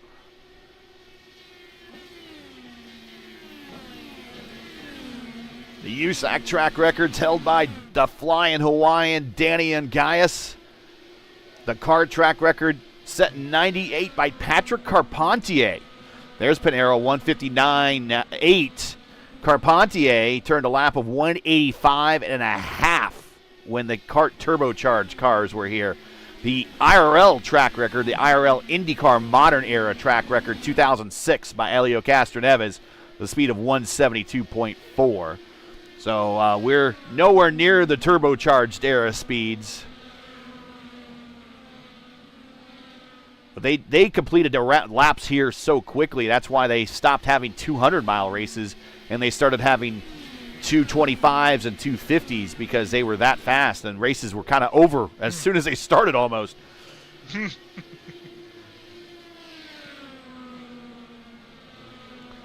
So Frankenfeld gets the position back by holding that low line, but the new tires of Stanley's keeping him in the game. Almost took him out of the game that time. Watching that turn 2 wall come up and greet him rather quickly. As Pinero now pulling away by 2 seconds almost. Let's take a look at gaps. Your closest battle on the racetrack right now is Connor Nixon right here, just trying to run down Matthew Weeks. Nixon is sending it into the corner, kind of double apexing these paperclip ends here. But you're right. You talked about how road course racers would tend to do pretty well here at places like Milwaukee, like New Hampshire. Flat tracks with 90-degree turns, basically. And Connor Nixon is one of those road course racers.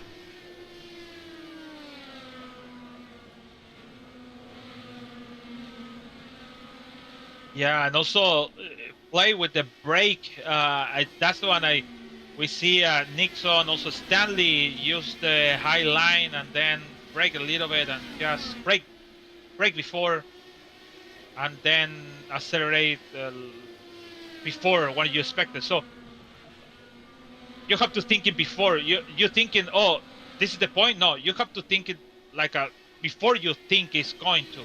So it's like this is the point. No, think it before. Yeah. Because that's the point you have to.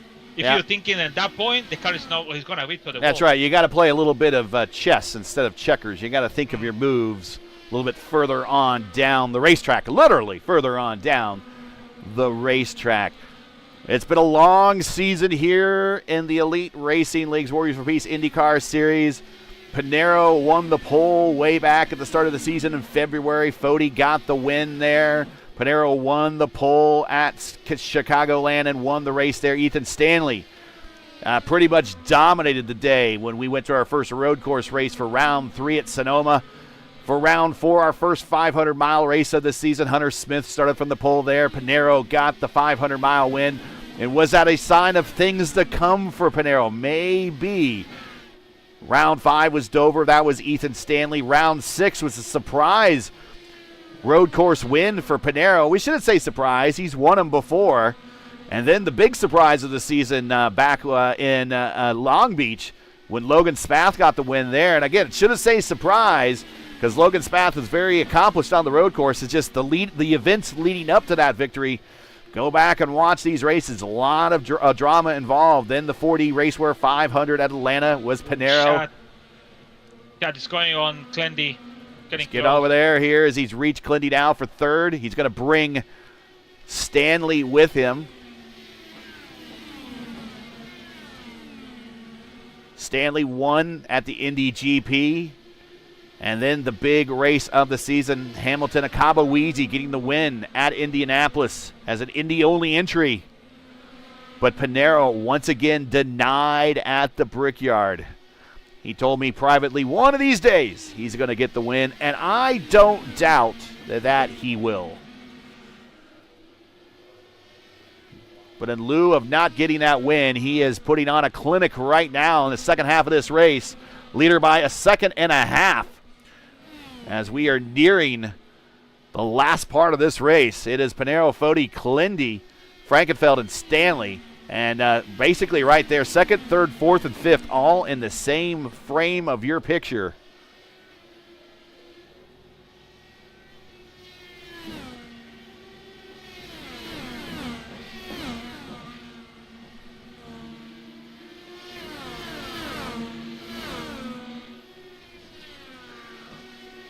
"43 laps into this stint." Oh! Wow. He wanted to get that wing there, and he did. Almost at the cost of losing his wing. But Chad's not going to let him have it. He's going to challenge him up high. He's going to have the momentum up high through the corner. Then you see Ethan slide through a little bit, and he's wearing the good of those tires off. He does not want to do that. He wants to try to save these tires for as long as possible because the guys in front of him might not need to stop. They're 44 laps into this stint. It wasn't blocking, it was defend the position because it's ready for 5 laps, make the same line Stanley, and Chad just, nope, not for here. And getting into the picture here is also Weeks and Connor Nixon. This is 6th and 7th. They're tacking on to the end of this battle, so from 2nd to 7th, all under a blanket at the moment. Oh, and then we got a battle back there. Norgard and Wags, they're side by side going into turn 1. Right behind them, Cale Pocock in 10th. He's looking to get another position here. Dan Morera in 11th. Takeshi Kida back in 12th. That is the last car on the lead lap.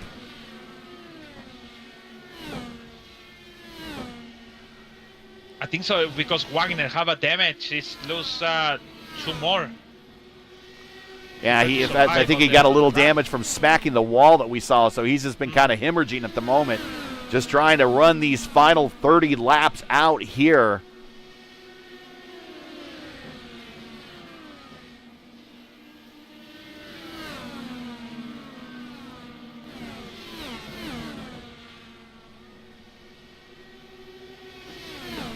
Chris Albrecht checking in from vacation. He's saying hi. Everyone say hi back to Chris on vacation, wherever you might be. He says he's in Ohio. I've been to better places for vacation.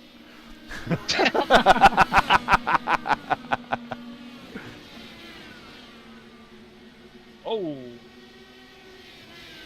Little loose on Clandy. I think Chad is not the best strategy.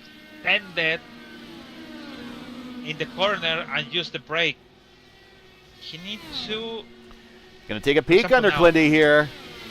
Going into turn 1 and 2. He almost cleared him. Clindy hanging tough up top. Nice.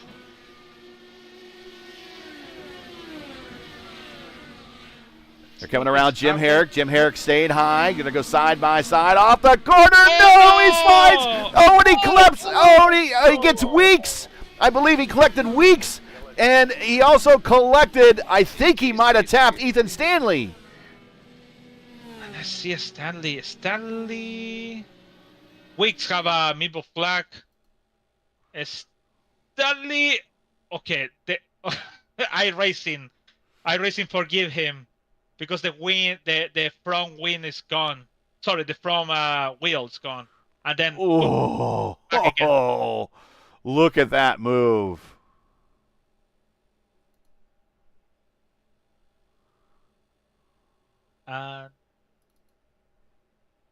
Oh, Nixon, nice, Nixon.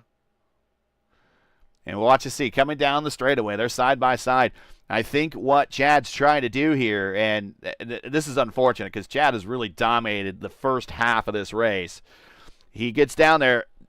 Does he touch that white line? He does get on it, and he wants to get hard on the pedal because he knows that he could beat him off. And, oh, gosh, and he just slides, and he goes to the inside, and he comes around, gets collected a little bit by that's Herrick, and then right up in front of Weeks. Norgard to the inside, Pocock to the inside. So he was trying to get back on the throttle so he could get by Clindy and get a run into 1. And, again, it's so hard to pass here. Mm-hmm.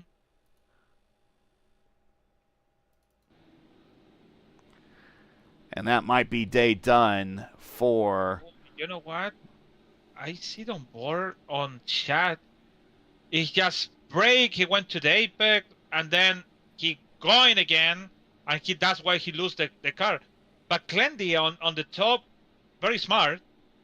He went to fifth or second, and he accelerated. So he used the gears to slow down the car and at least help him to hold the position over there.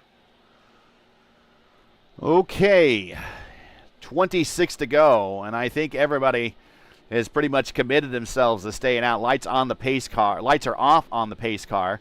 So we pace car will exit pit road next time by, and then after that we will go back racing one more lap after that. Number of cars currently trying to burn some fuel off, we hear, with high revs on the racetrack. Pinero, Foti, Clendy, your top three. Ethan Stanley now fourth. Norgard fifth. Cale Pocock up to sixth. What a great race for Cale. Dan Marrera, he's in that surviving target car. He's in seventh. Kidda now eighth. Connor Nixon ninth. Wagner with a bit of a damaged ride back in 10th.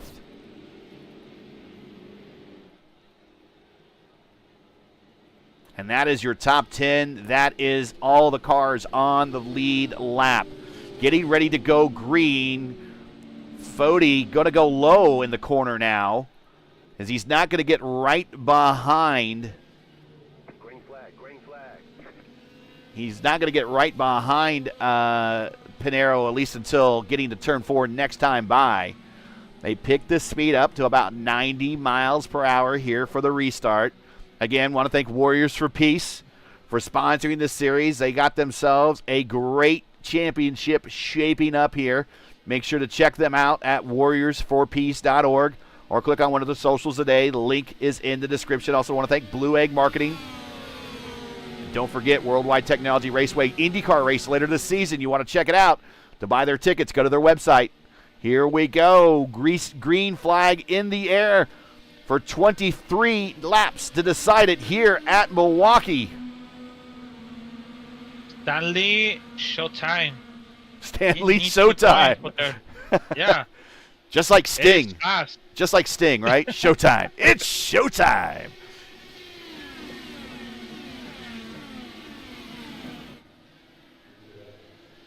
Well, maybe if he is able to storm all the way back from fourth to the lead and win this race, we maybe just, instead of Hollywood Harvey, we call him Hollywood Stanley then.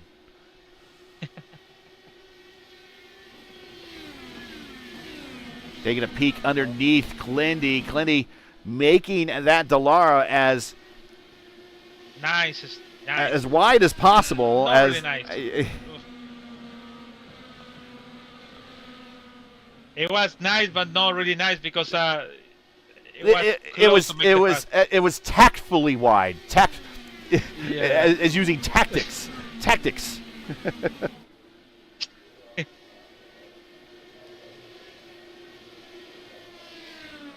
Oh, Pinheiro, fastest purple lap. Yeah, 160. So we're into the 160 bracket now.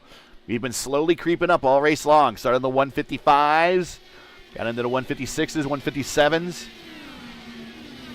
And that's what Pinero could do with a clean racetrack in front of him. A second and a third lead over Foti. 20 to go, now 19 to go.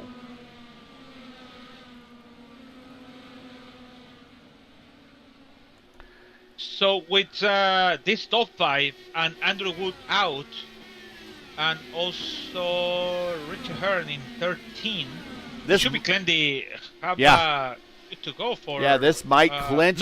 Good. This might clinch Clendy the rookie championship.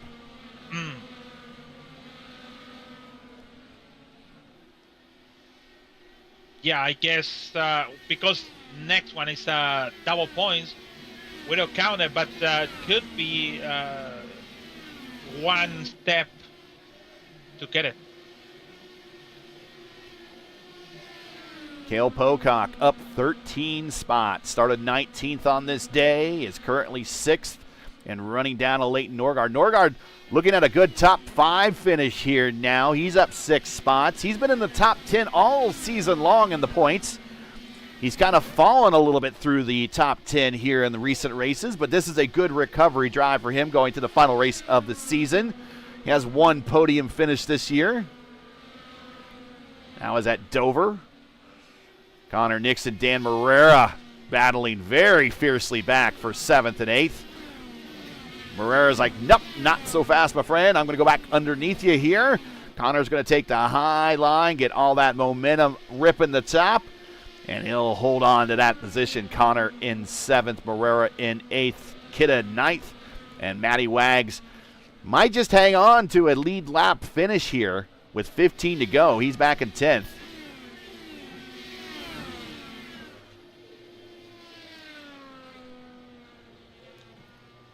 I think the tires on the Matthew Wicks. Stanley is gone because Glendy is pulled away, and yeah, I think so. It just saved the points, or maybe saved the car to go to the end. If Pinero gets his win, it'll be his 20th career win here in the Elite Racing League. He is the all-time wins leader. Pocock to the inside of Norgard. Sends it into 1, but Norgard's going to have the run off of 2. Down the backstretch, still side by side.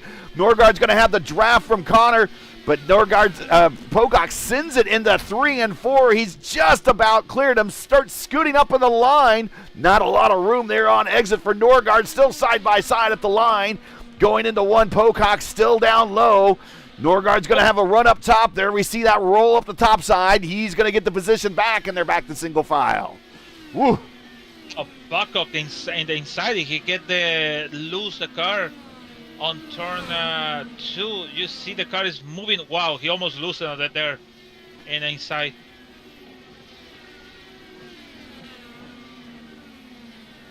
Got to let those tires cool off a little bit and try to attack again.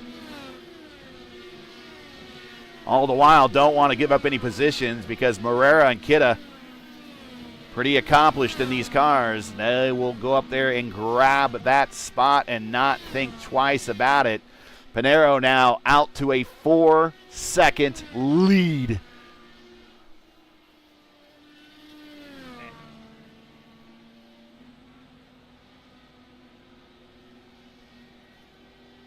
That's what I said. Fingers crossed for Chad. He's dominate for 2.5 on front for 1, and then the lap down, putting him on 6/10, and then make the pass. He make the good decision coming to the pit, and then the yellow, and then pushing, and then he lose the car because pushed too much and gone. So it's really between 100 laps ago and now.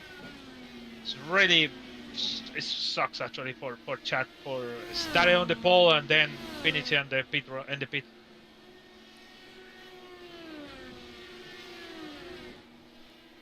I think the championship will go to one more race, and I think it will be between Pinero, Foti, and maybe Stanley mathematically. They might be the only 3 left standing here at the end of this one. 7 to go. Clindy very solidly is holding on to 3rd right now. Although, Ethan is kind of reeling him back in just a little bit. Connor Nixon, though. Ethan needs to be concerned about Connor Nixon. He all of a sudden is in 5th spot.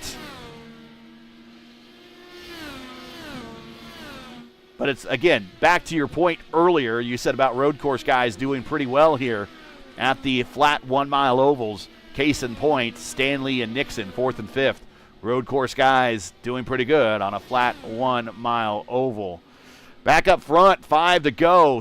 Pinero looking at win number 20 of his Elite Racing League career. All-time leader. He's looking at win number 1, 2, 3, 4. This is win number 5 potentially for him this season if he gets the win. He's pretty much averaged a win every other race he won in rounds 2, 4, 6, 8, And now he's looking at a win in round 11. Coming to 3 to go here at the mile. And that Christian Fittipaldi throwback from 1995 finished second in that year's Indy 500. The nephew to Emerson Fittipaldi, one of their countrymen. 2 to go next time by.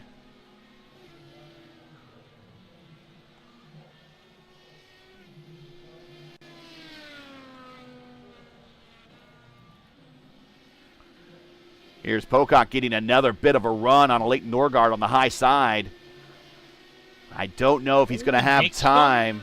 Nixon, he is going to get a big run on Stanley. Wow. And Stanley's just got to tuck back in line and move Nixon up to 4th. That's going to be costly in the overall championship. White flag in the air to Pinheiro. We will watch Pinheiro as he comes off of 2 with a clear racetrack in front of him. Win number 5 overall this season. Win number 20 to his career is 1 turn away. Here he comes, Pinheiro. Our points leader continues to be our points leader going into the final race of the season. Your winner, Tyler Fode, will chase him into World Wide Technology Raceway next week. Comes home 2nd. Glindy comes home 3rd. And Connor Nixon holds off Ethan Stanley to come home 4th. Stanley in 5th, Norgard in 6th, Cale Pocock 7th. Dan Marrera 8th, Kidda 9th, and Matty Wags in 10th.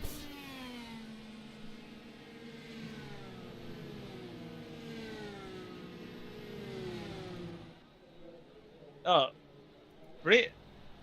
was a long race actually, but really nice. For the strategy, nothing bad, nothing but good race on Pinheiro because he held it on 3rd and then he went to the front again.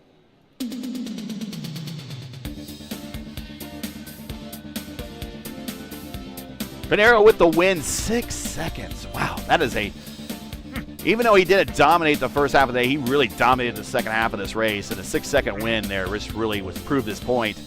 I think it might add an exclamation point to his championship campaign. We shall see what the points are here as we get into the interviews. Tyler Fode, 2nd. Glindy, 3rd. We'll talk to both of them in the podium interview. Connor Nixon, I think this is Connor's best oval race finish of the season. Coming home in the top 5. Ethan Stanley in the closing laps loses a potential podium, falls back to 5th. Norgard 6th, a good finish for him.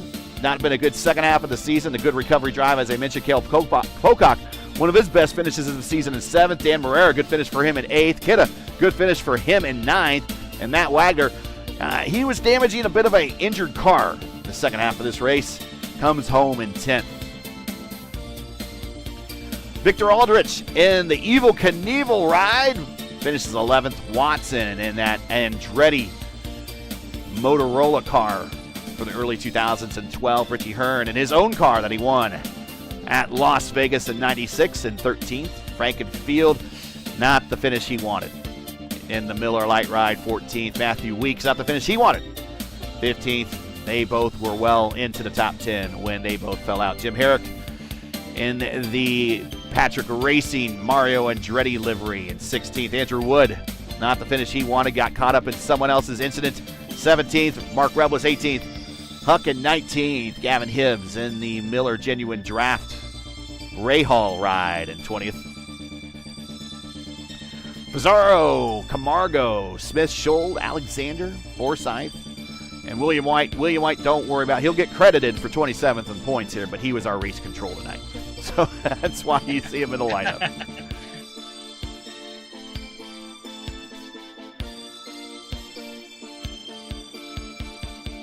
So 1 hour and 50 minutes, the race, to be honest, was short.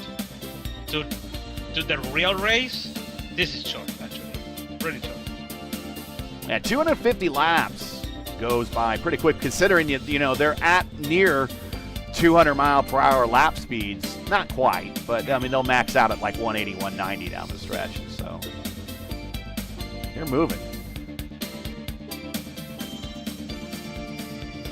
After Indianapolis, for sure they're moving a lot. They're moving fast.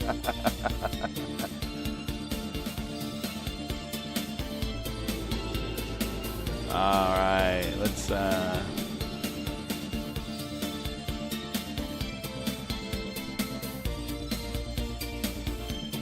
get some replays queued up here, and we will talk to Clindy. We get a better shot. There we go. I think that's a better shot right there.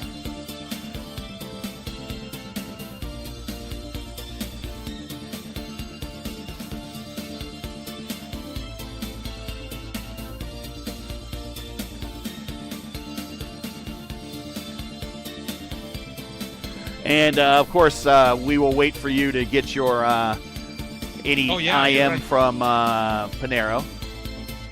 Yep.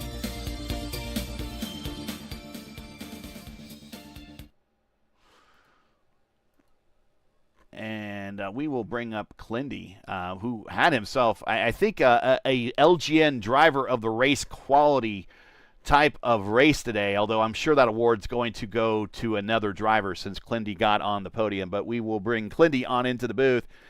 And here he is in the Frankenstein Menards throwback ride. Clindy comes home third. Congratulations, man. It was a tough day out there for a lot of drivers. It was not easy to pass, but you made your way through the field, improved 13 spots, come home for a podium finish, one of your best finishes of the season. You got to be feeling pretty good after that. My arms are worn out, and I'm very sweaty, but I'm very proud. I had to rep the Menards scheme here in Wisconsin, and, shout out to all my Midwesternly neighbors.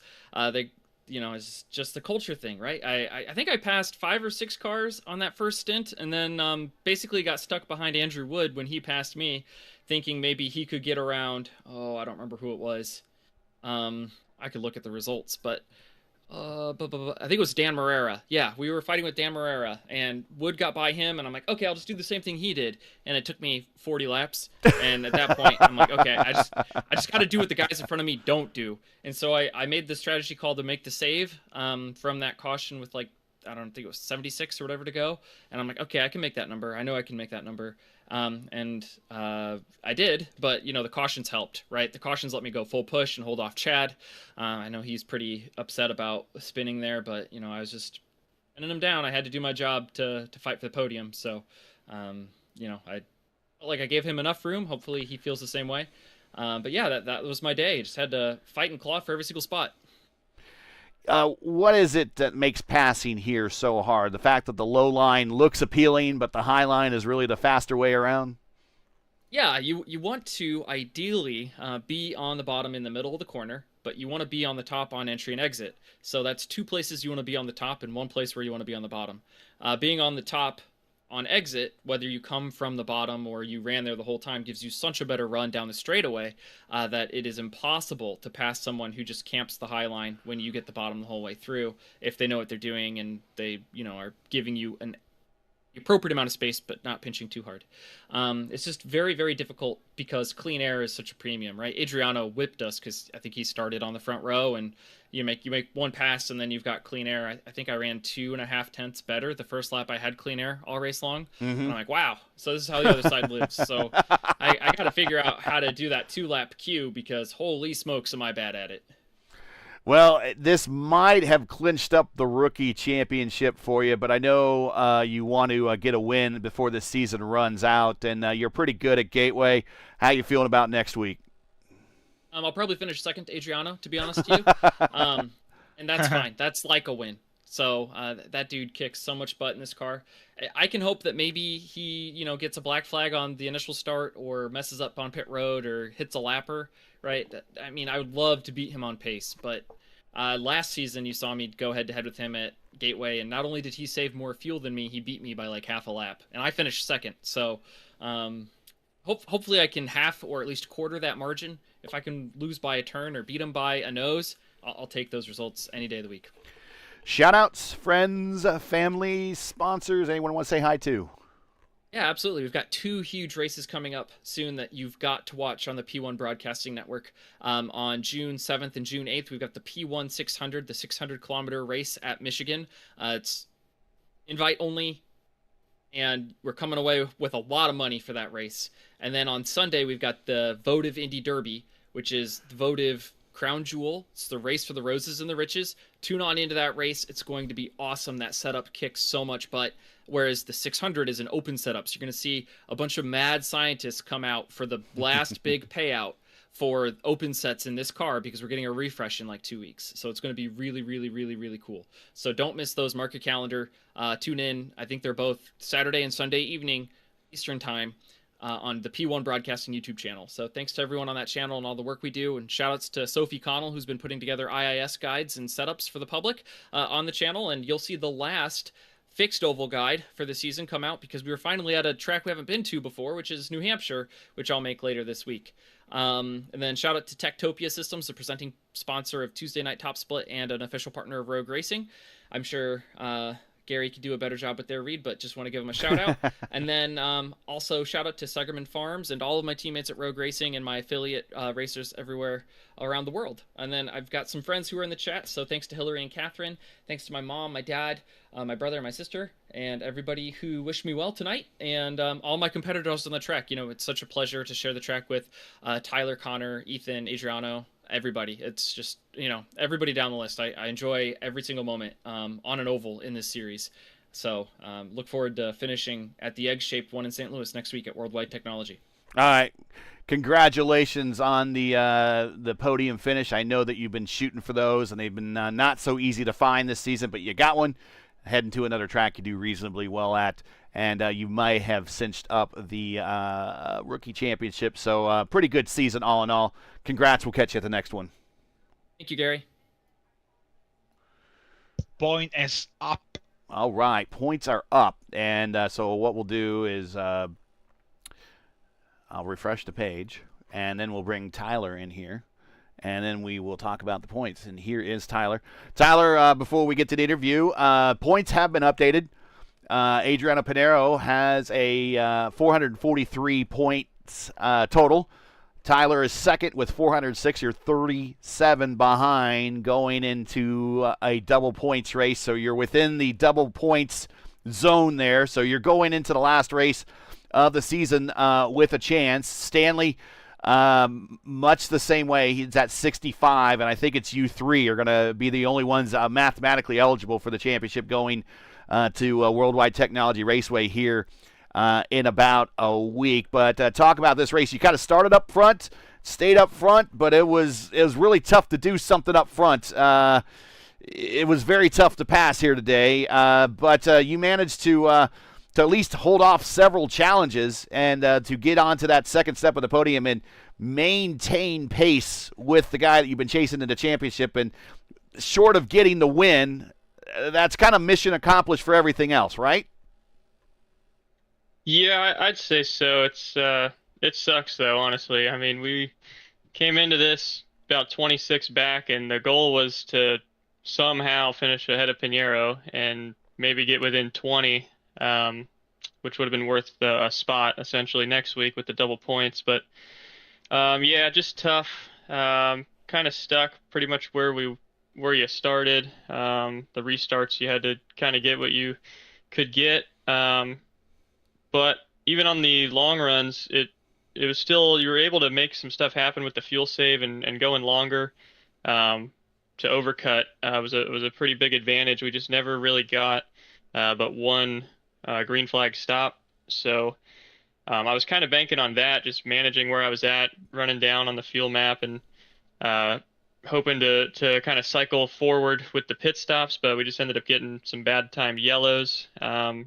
But was still able to take some advantage of it with the lap traffic and some guys pitting, and yeah, wound up second. But man, it doesn't mean much when Pinheiro is still winning the race. So we'll see. Yeah, just gonna have to figure out a way to beat him next week. Well, you found some ways to pass. You did. You started 6th and improved 4 spots, but would this probably, I mean, short of the road courses, probably one of the more difficult tracks to pass on that we've been on all season long? Yeah, it's kind of deceiving in a way because you got so many lanes to use, but with literally, I mean, I don't know how many degrees of banking. It's pretty much nothing. It kind of restricts you a little bit. I mean, the second you get even a little bit in the wake, it's pretty much you're out of the gas. So Definitely probably one of the most tough ovals. So track position was pretty important. You got any shout-outs, any friends, family, sponsors, anyone you want to say hi to before we let you go? Yeah, just shout out to Stanley there, fellow teammate. Yeah, I don't know. He's going to be kind of more of a long shot, but we'll see what we can do next week. Always fun running with him, kind of bouncing ideas off each other. And then shout out to John Cutlip with JD Designs for sponsoring my car and painting both mine and Stanley's. Always love the stuff he makes, so shout out to him. And then shout out to you guys here for putting up with us and putting on a good show. It's always fun to watch back. Yeah, it's not too hard putting up with you guys. You guys always race so good. It's always fun to watch you guys run. Well, congratulations on the P2 alive for one more week, going to the final race of the season, World Wide Technology Raceway next week. Best of luck. We'll see you on the grid when we get there.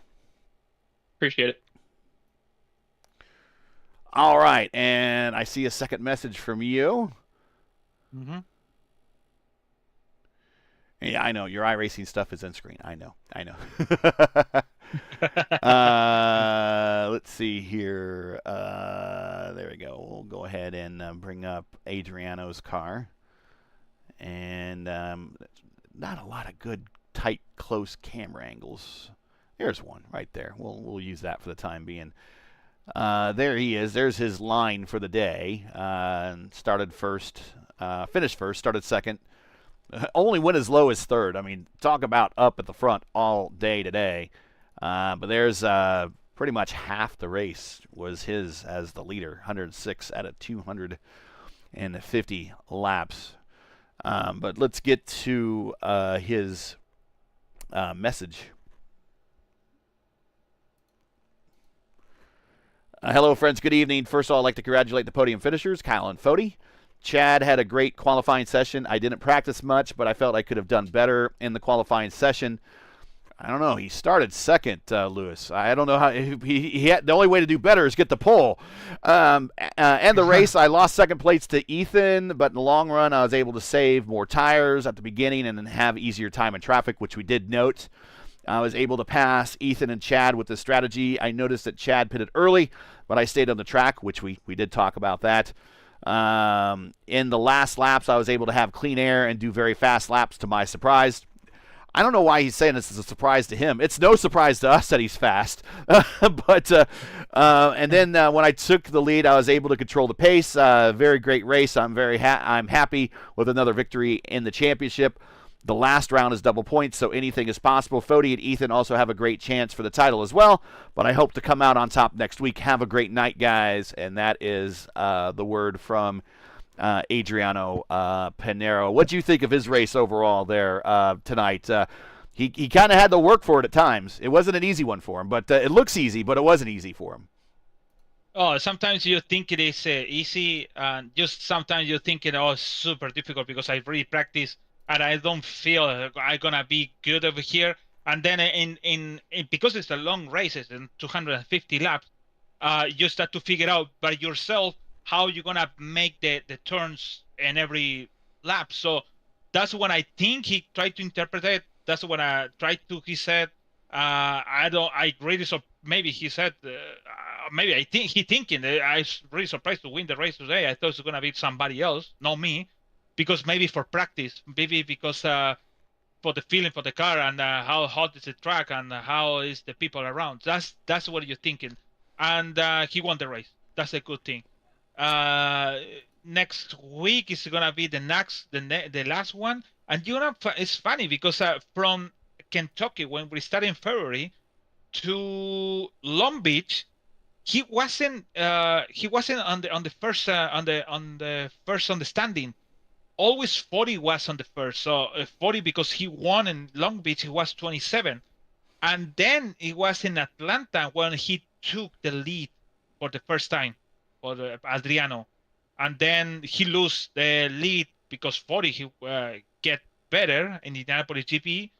Then he took it again, and now he's far for 37 points over the 40. So I think with an 100 points plus bonus to the next race on the next race, actually, I think Fori have to go in for the race and expect to Piñero make a mistake, because we saw it last year.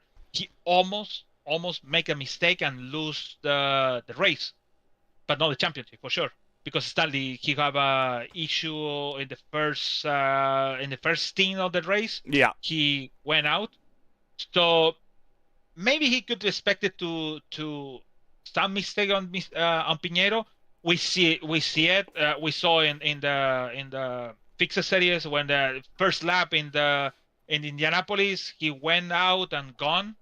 No Piñero in the race for 50 laps in that race. Mm-hmm. And why not in the last race? Who knows? But look like he's gonna come in for the third time champion in ERN. So it's gonna be exciting. If you see the standings, 6 poles for Piñero, 5 wins today. If you see that, it's gonna be crazy if he don't win the championship. Actually, it's gonna be like wow. Why don't win the championship? He got 6 poles and 5 winners. How? Maybe 1 more pole for next week.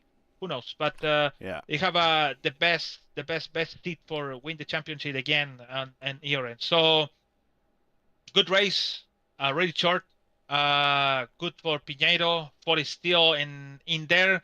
I think Stanley is I think 10% for me to get something, because it's 65 behind, and it's only need to maybe pray for Piñero out in the first lap, and 40 same too, and I have a big field that race. It could be help Stanley to win something. So see you next week on World Wide Technology Raceway Old Gateway.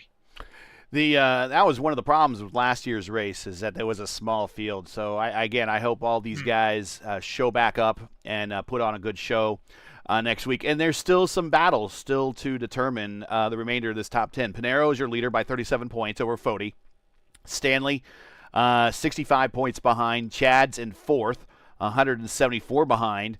And not too far behind Chad is Clindy actually now. 269 to 262. So Clindy's now in 5th, 181 points behind. Not in the championship hunt, but maybe might be able to snipe Chad there and get a 4th spot in the championship. Craig Forsyth, unfortunately, work calls, and I take my hat off to him, because I've been there, I understand. And he loses a couple spots today, but he's still 6th in the championship. But Leighton Norgard, 7th. Ryan Schuld, not a good race today, but showed up at least with a pretty good livery. If that was worth some points, I wish I could give him more, but he is 8th in the championship. Andrew Wood, now 9th in the championship, and Richie Hearn, 10th in the championship. And Brian Blauman, who didn't make tonight's lineup, he is just a wee bit out of 10th, so he has a shot for 10th if he shows up next week. But there's still those that are on the top portion of the top 10, and I say top 10 like 10th, 11th, 12th, 13th, 14th. Those guys, they're still one good finish, and they could probably gain a spot or two. So it would be good for everybody to show up and put on a good performance next week. Let's get on out of here and give everyone back their Thursday evenings. So that's it for tonight. Once again, your podium for the 4D Racewear 250 from the Milwaukee Mile. It was a good one. Clindy comes home 3rd. Tyler Foti with consistency. Really, consistency is what kept him in 2nd place in the points. Another podium for him. He finishes 2nd. And 5th win of the year, 20th overall for Adriano Pinero, your winner tonight. Join ERN again next week as we wrap up the 2025 A campaign with a double points race at World Wide Technology Raceway at Gateway. Will Adriano win a 2nd straight championship, and will he become the 2nd ever 3rd time champ here in the series? I don't know.